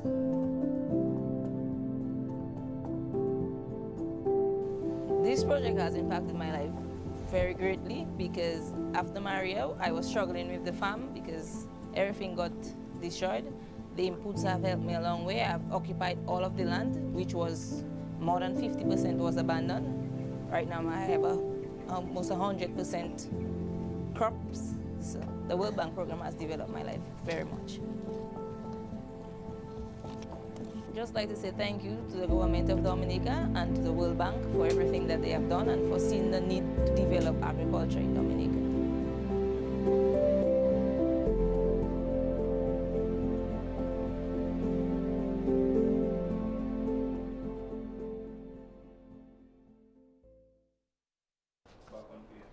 All right, thank you and welcome back. You know, I was very touched by these two gentlemen's contribution tonight, and it has almost left me speechless. This doesn't happen regularly, but these are two young men I've known for so long, and to see them engaging themselves in such constructive and positive things, you know, really gives me the assurance that the future of our country is bright, and there's potential there. For the remaining part of the program, which is about 30 minutes, I will speak to you about a number of issues from LIAT to the country's opening of the borders, the reopening of the borders. I will speak to you about some of the things that will be happening this week. I will speak briefly about the Guyana elections, and I will be speaking to you about looking forward, looking ahead. First of, before I continue, I'd like to congratulate the West Indies team who beat England by 4 wickets today. You know, it was a very exciting victory, and I wish them all the best in going into the third test. And my hope is that they can beat England on this third test. And you know, real positive things. We always give West Indies blows, but when they do well, we must say that they have done well, and they have done well, and I want to congratulate them, and we will be supporting them. They have to win this and continue to make us proud. Excellent, and of course, the management and the coaching teams, we want to commend you for your guidance and leadership to the team. First of all, with regards to the situation of air transportation in the region, Dominica's position has always been, and this is why we've always supported LIA, even when we were criticized within Dominica for investing in what we would call a failed airline. We appreciated the exceptional contribution of LIAT to Dominica's economy and to the Caribbean. LIAT had its own issues, which are natural in this circumstance, because in many respects, LIAT would fly to destinations that they should not be flying from an economic standpoint, but recognizing that they had a greater regional responsibility, and so we treated LIAT as a public good, you know. This is why 4 governments continued to invest in LIAT, and we've done so with no regrets. I have no regrets whatsoever for putting our taxpayers' money, our country's taxpayers' money into LIAT. LIAT during that period served us pretty well, and we were grateful, especially during disaster times. In Erica, in Maria, LIAT was very helpful. Even in the COVID period, when they shut down, they were doing some charters. They assisted us with transporting our students, you know, and they were very, very helpful. You know, with a telephone call, they would respond. People like Captain Senhouse and others, you know, the team out of Barbados, the team in Antigua, we had contact with, and very, very helpful and so on. It is a sad reality where LIAT is now in respect to its huge challenge. These challenges which confront LIAT were present prior to COVID, but obviously have gotten worse as a result of COVID, like many other companies all over the world, the Caribbean included. With the with Liat not flying and not be able to fly, this certainly has created great uncertainty among all of us in the Caribbean. How do we get from one island to the other? And it's always there's the saying, you never miss the water until the well runs dry. You know, so all of us who criticize Liat are now asking for, you know, where's Liat and when is Liat going to come back in the air and so on. And we have always stated that our investment in Liat was to assure Dominicans and residents and visitors to Dominica the ability to get in and out of Dominica. And Liat provided in great respect that assurance. Notwithstanding with Liat, we had arrangements with Inter-Caribbean Airlines, AT or Antilles, as we say in English, was very helpful. They were all very helpful. Inter-Caribbean, as I said, helpful. One Caribbean airline was very helpful. They took our passengers from Jamaica for our students during COVID-19, and they were very, very helpful in that regard. So they demonstrated that they have some capacity. Dominica's position is that we will support all initiatives that would allow for flights in and out of Dominica. And so all of the interested parties who want to fly into Dominica, we will facilitate. There's Caribbean Airlines, there's Inter-Caribbean Airlines, there's One Caribbean. Air Antilles has indicated to us, I met with the owner of Air Antilles myself last week, who has indicated his willingness to even expand the services to Dominica and to the wider Caribbean. They have the planes, they have the know-how, and so forth. So we prepare to support this. What we would like to see happen in the region is something that we've been speaking about as a Caribbean region for a long time, is that we need to develop a regional policy on air transportation, especially now with the presence of so many additional airlines that have shown an interest in flying in the region. This is a small space, and we need to ensure that there is better coordination of routes. Otherwise, we're going to have a kind of cannibalizing taking place, and people are going to lose money. And once businessmen start losing money, businessmen will stop operating. And so we need to ensure that we do not have airlines fighting for the limited space that we have. We need to organize it such that the particular routes that they can allow each other to fly. Now, in respect to Liat and any new entity of Liat, we have indicated our position on this, that in keeping the Dominica's overall policy, that if this is going to assure flights in Dominica, we will support. So this is our position on this. There are a lot of things happening with air transportation, and I want to assure the Dominican public that once the borders reopen, then we will certainly be able to get in and out of Dominica. And we're engaging in discussions across the board.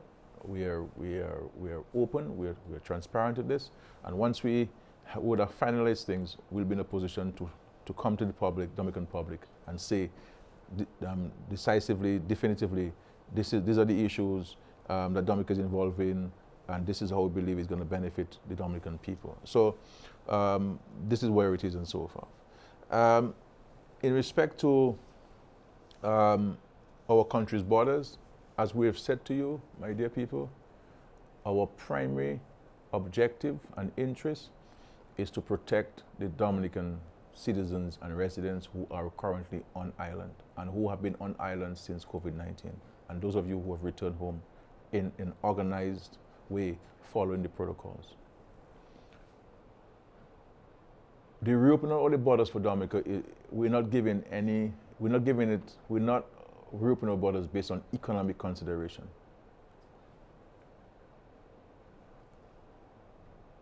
I do not want to put economic consideration ahead of our safety and well-being and welfare. We need to ensure that we go about the reopening of the borders in a very cautious and a calculated and deliberate, controlled manner. If we and this is what the government is seeking to do. This is why we are opening the country on a phased basis. So the first phase is to allow Dominican citizens and residents to return home.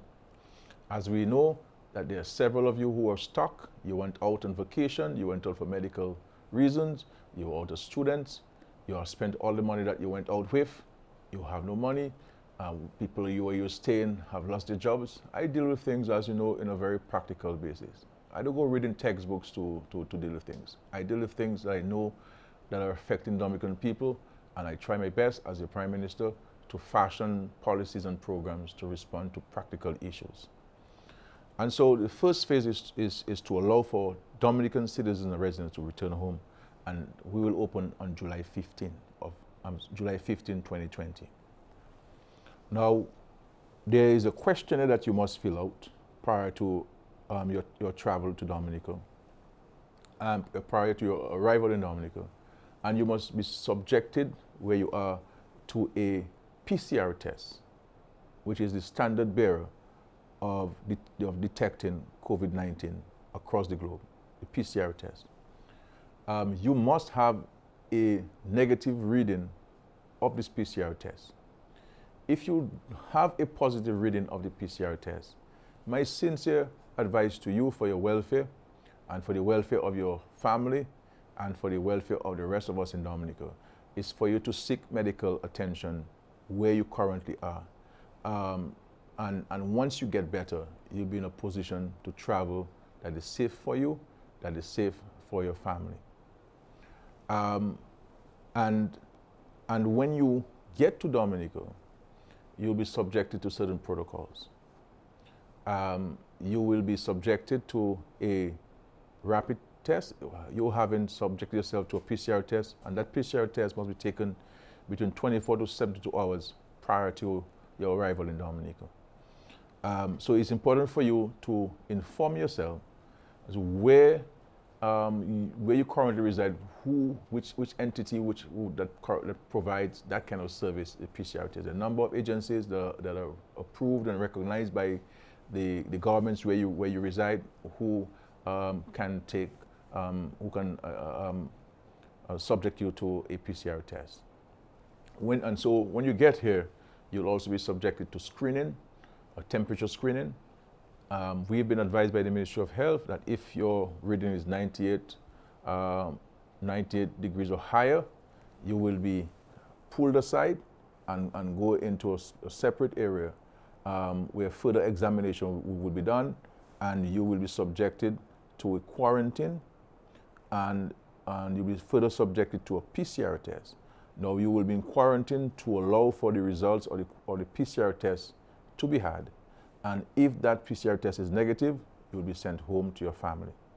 And in some cases, some hotels are participating. So if you decide to go to a hotel, then you will participate in a hotel. If that PCR test comes back positive, then you will be taken into the isolation facility at the Dominica China Friendship Hospital, and you'll be exposed to treatment there. If your PCR, if your temperature is fine, again you'll be subjected to a rapid test, and the result will be given to you almost immediately, as I've been told, and then you'll be allowed to go if there's a particular reading to the satisfaction of the medical team. So this is in a nutshell. The arrangements have been made. We solicit the cooperation and understanding of all concerned, because we're doing this for your safety, for the safety of your family, and for the safety of our country. Then we're considering opening up on August 7th to participate in the CARICOM bubble and to allow visitors into Dominica. Again, they'll be subjected to some of these protocols, and the details will be provided by the Ministry of Health officials in the course of next week, in terms of visitors and our participation in what has been phrased as the CARICOM bubble. The CARICOM bubble is a situation to allow movement, travel between countries, participating countries, and in that CARICOM bubble, we'll be exempting some countries because of the challenges which they're having now with the management of COVID-19. And those lists of countries that the citizens and visitors will be allowed to travel will be will also provide to the public in a very short time. Now, I want to say to Dominicans and foreigners who are currently resident in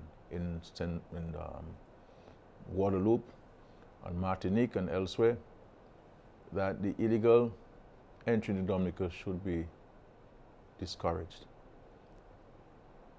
This idea of Dominicans coming in backdoor, as we call it, or for illegal means, it is a dangerous practice.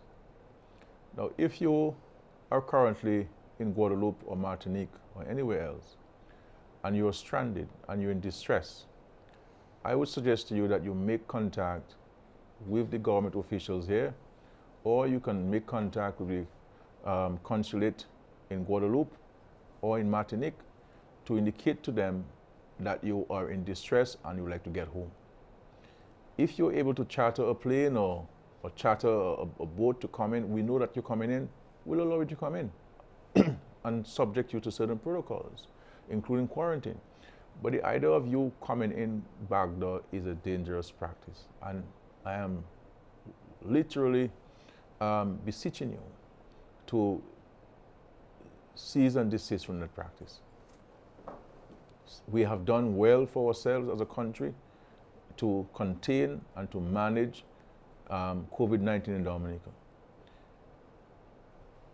If people come into our country illegally, that is to say we do not know they're coming, and we do not know that they're here, because Dominica is a porous country. We are surrounded by water. You know, and if you come into the country and nobody knows, and you're there in a village, and you're in the bars and you're in the shop, you're on the beach, you're in the river, and you just came from Guadeloupe or Martinique, nobody knows, you have not done any tests. You do not know whether you have COVID-19. We do not know that you're there, and therefore we can't know that you have COVID-19 or you don't have it.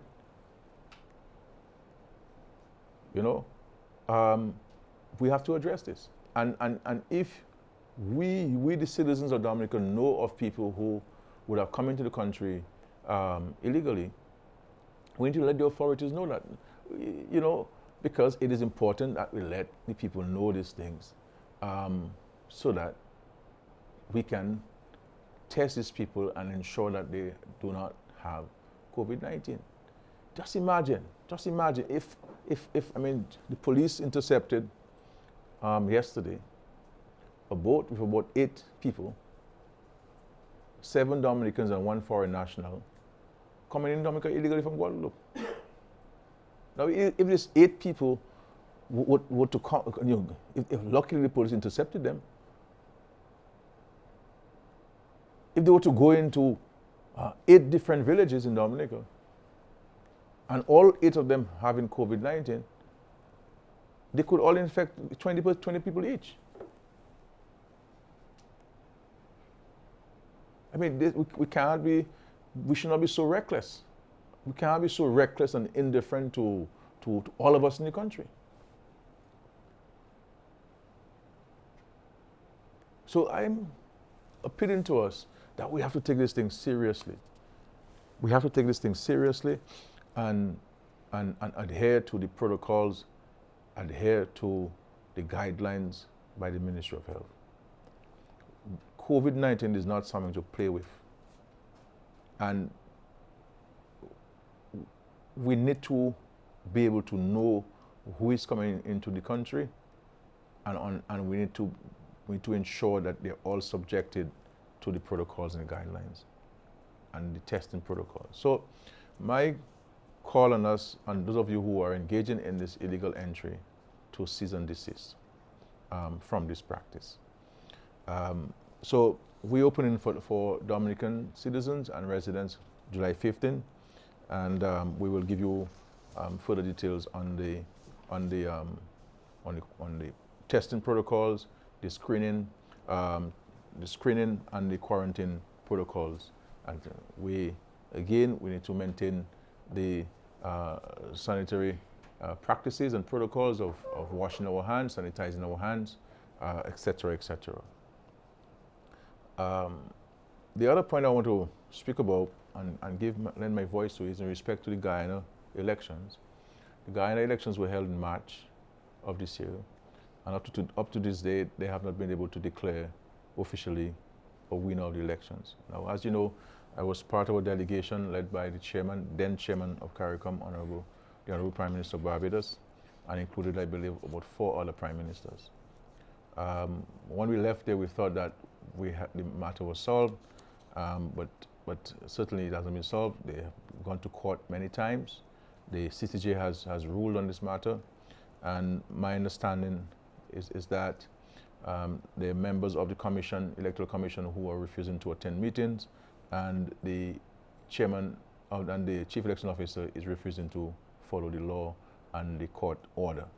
Our hope and prayer is that everyone in Guyana will do what is correct, what is right, and to bring to an end the announcement of the long-awaited results. The situation is untenable. I do not want to get involved in any country's domestic issues, but just to say that it is important that that this election come to an end, and that the Guyanese people can go about their business knowing who their legitimate government is, and that the efforts to contain COVID and to grow the Guyanese economy can continue with the government of the people's choosing.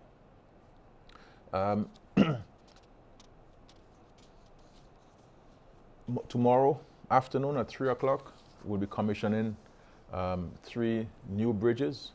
These new bridges are a gift from the government of China.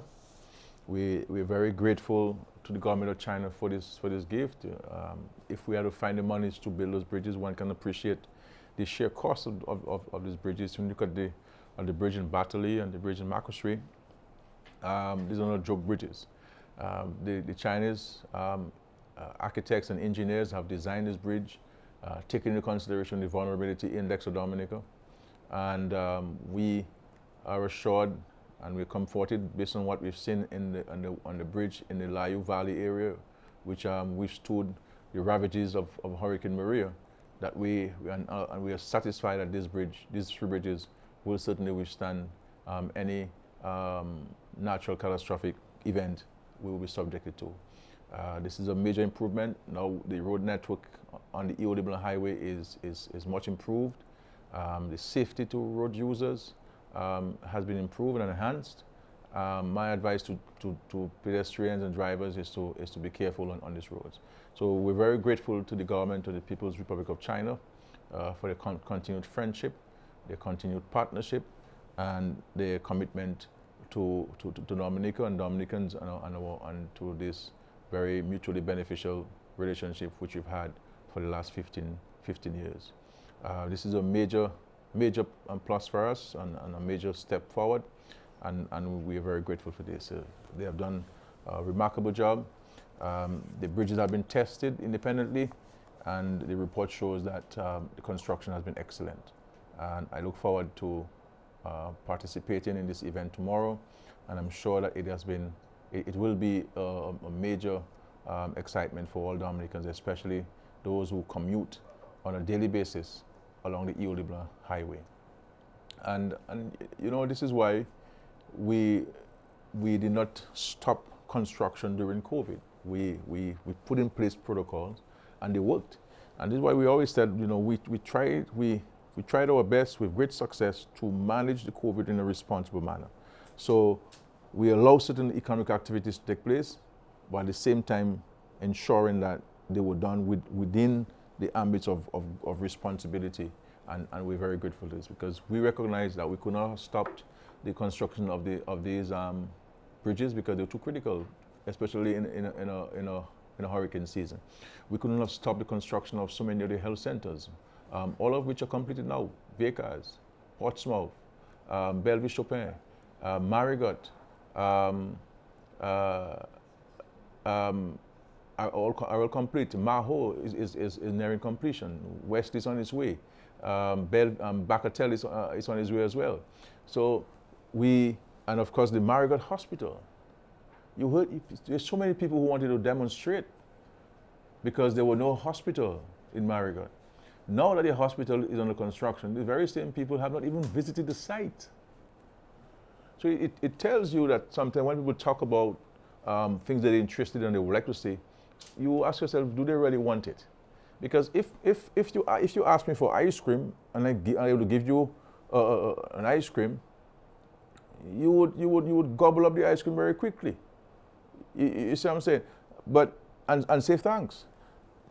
But they wanted the hospital, wanted now, and see how quickly we have been able to advance this hospital to the point now, in the next week or two, we'll be putting on the concrete roof of the hospital. The whole structure is basically up.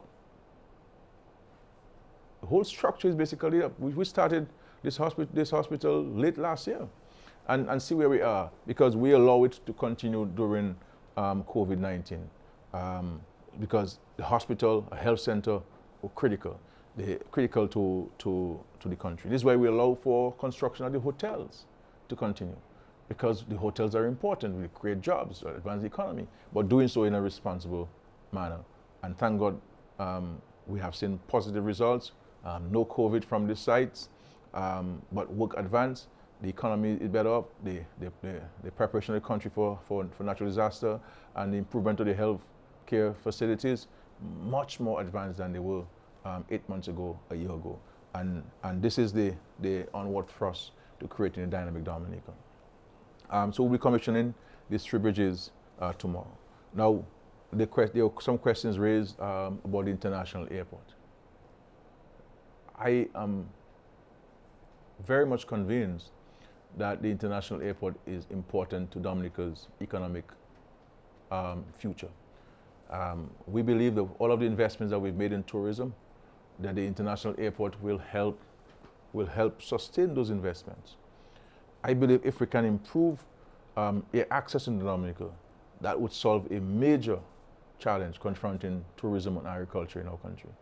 And I have faith and I have confidence that our country will see an international airport. We have not stopped working. During the COVID period, we continue to work on this airport, and I give you that assurance that this will be one of my parting gifts for this country, an international airport. And I'm absolutely committed to this airport and to see the airport come to fruition.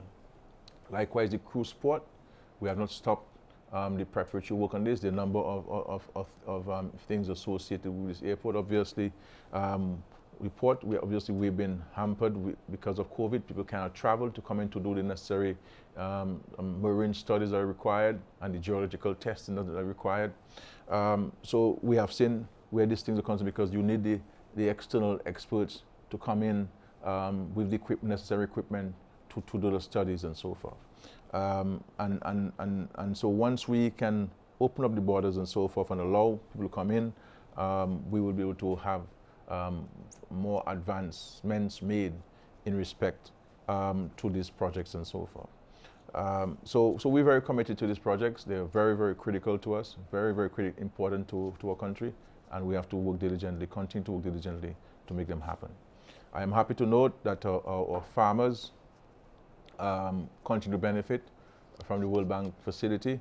Agro-processors, small agro-processors are also benefiting. We look forward to ensuring that those investments can replicate themselves, can bring in more money to the farmers and create greater wealth, because we have to advance our efforts to creating greater wealth among the population. So we're very happy for this. I understand that the facility, the small business facility at the Aid Bank is going on. I would like to see it go on much faster so that there can be a shorter turnaround time for applicants, and that those who have applied and who have not heard from the bank, that the time the bank gets back to them will be a shorter period. People need the money, they need it now, and we need to ensure that that we can advance this stuff. And if the aid bank needs more staff, we have a lot of staff in the public service they can send to you to get the work done. Likewise, the DSS. I know quite a number of people have benefited and continue to benefit from this income support. Some $15.7 million placed there. I would like to see an increase in the speed of processing time. I understand that you need more staff, and there was a meeting on Friday or Thursday, and an agreement has been reached to send you additional staff so we can get this application process going. And we need to push faster, and my view is that we should work 24 hours rather than 8 hours a day on this and so on. I get too many WhatsApp messages of people telling me that they applied and they haven't heard, gotten back, and they call in and they're not getting an answer and so on. So let us try to fix these things, and where you believe the government can assist in helping you fix these things. I would like to be contacted myself directly. If both of you who run these institutions need to contact me directly. I would like to say to us, we need to, in this country, maintain a positive attitude. You have these two gentlemen there. One shy guy who depended on cruise tourism for his survival, but who is creating his own niche, his own opportunities. As he said, his back was against the wall. He had to look at what can he do to survive, and he's taking to develop a particular, carve out a particular niche for himself to survive. Sheppy as well, has created his own niche and is doing well and so on. And that's what we need to do. We must not look at the glass half empty. We must look at it half full. When we look at the glass half full, then we must put drops in it to get it to the brim.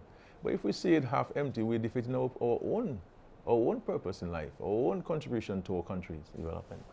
It is easy for people to be negative. It's easier for people to criticize.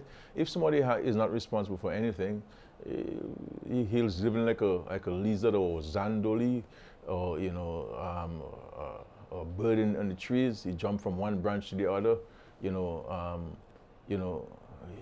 wakes up in the morning and he is in the garbage bin looking for salacious stories and bringing falsehoods to the country. And when facts are presented, the correct information, they don't say, okay, well, thank you for the information.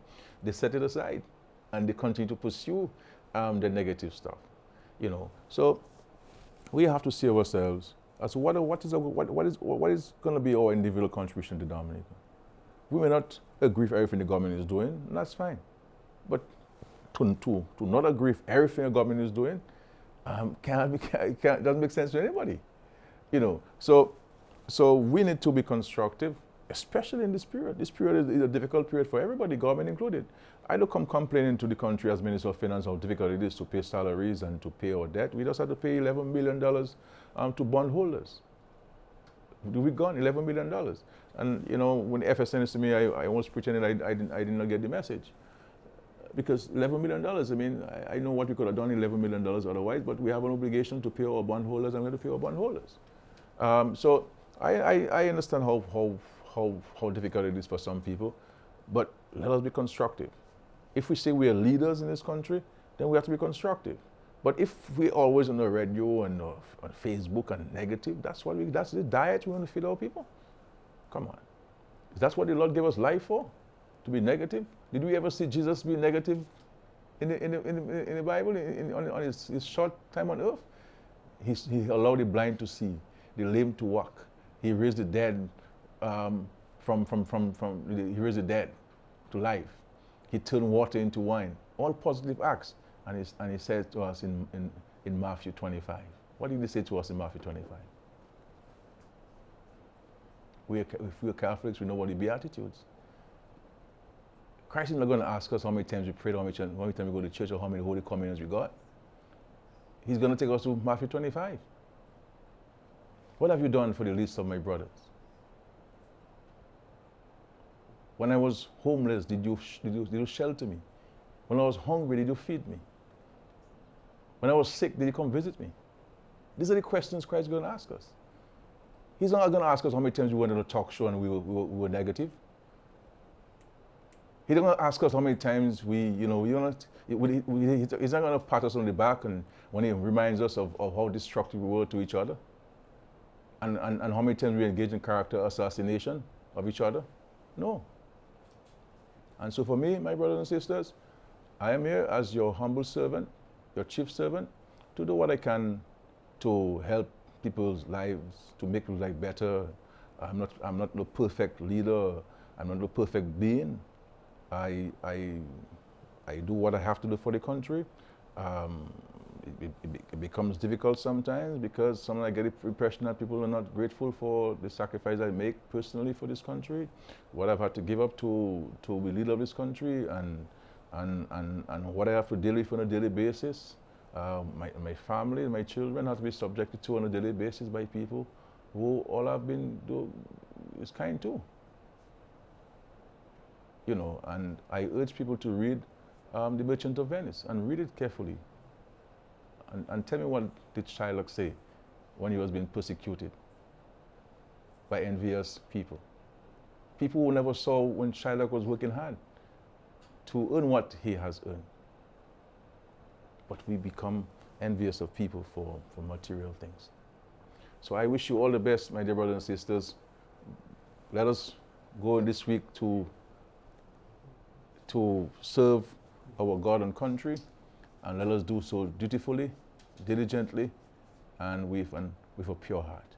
We are not perfect, and will never be perfect, but all we have to do is to do good. And when you're doing good for people, and you've been criticized, do more good.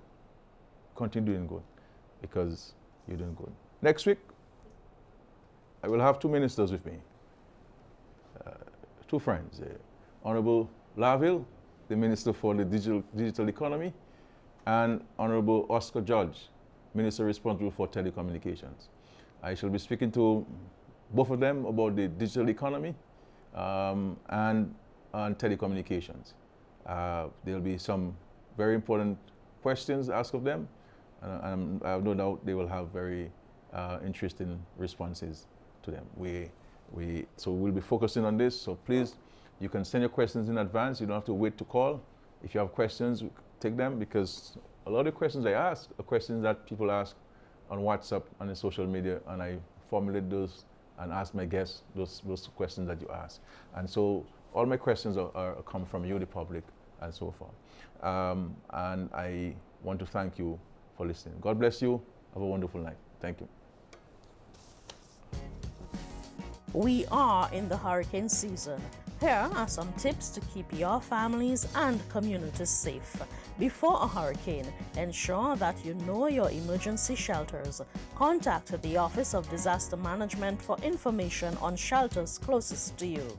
Have disaster supplies on hand, non-perishable canned food and water, portable battery-operated radios, flashlights and extra batteries, essential medicines, first aid kits, cash and bank cards. In the home, protect your windows. A low-cost approach is to put up plywood panels. Trim branches away from your home and cut all dead or weak branches on any trees on your property. Check into your home and auto insurance. Confirm that policies are valid and coverage is appropriate. Make arrangements for pets and livestock. Develop an emergency communication plan. Make sure that all family members know what to do. Teach family members how and when to turn off gas, electricity, and water. During a hurricane watch, listen to the radio or television for hurricane progress reports. Avoid open flames such as candles and kerosene lamps as a source of light. If power is lost, turn off major appliances to reduce power surge when electricity is restored. Store drinking water in clean jugs, bottles, and cooking utensils. During a hurricane warning, if you need to evacuate your home, lock up and go to the nearest shelter. Take blankets or sleeping bags to the shelter. Listen constantly to a radio or television for official instructions. Store valuables and personal papers in a waterproof container on the highest level of your home. Stay inside, away from windows and glass doors.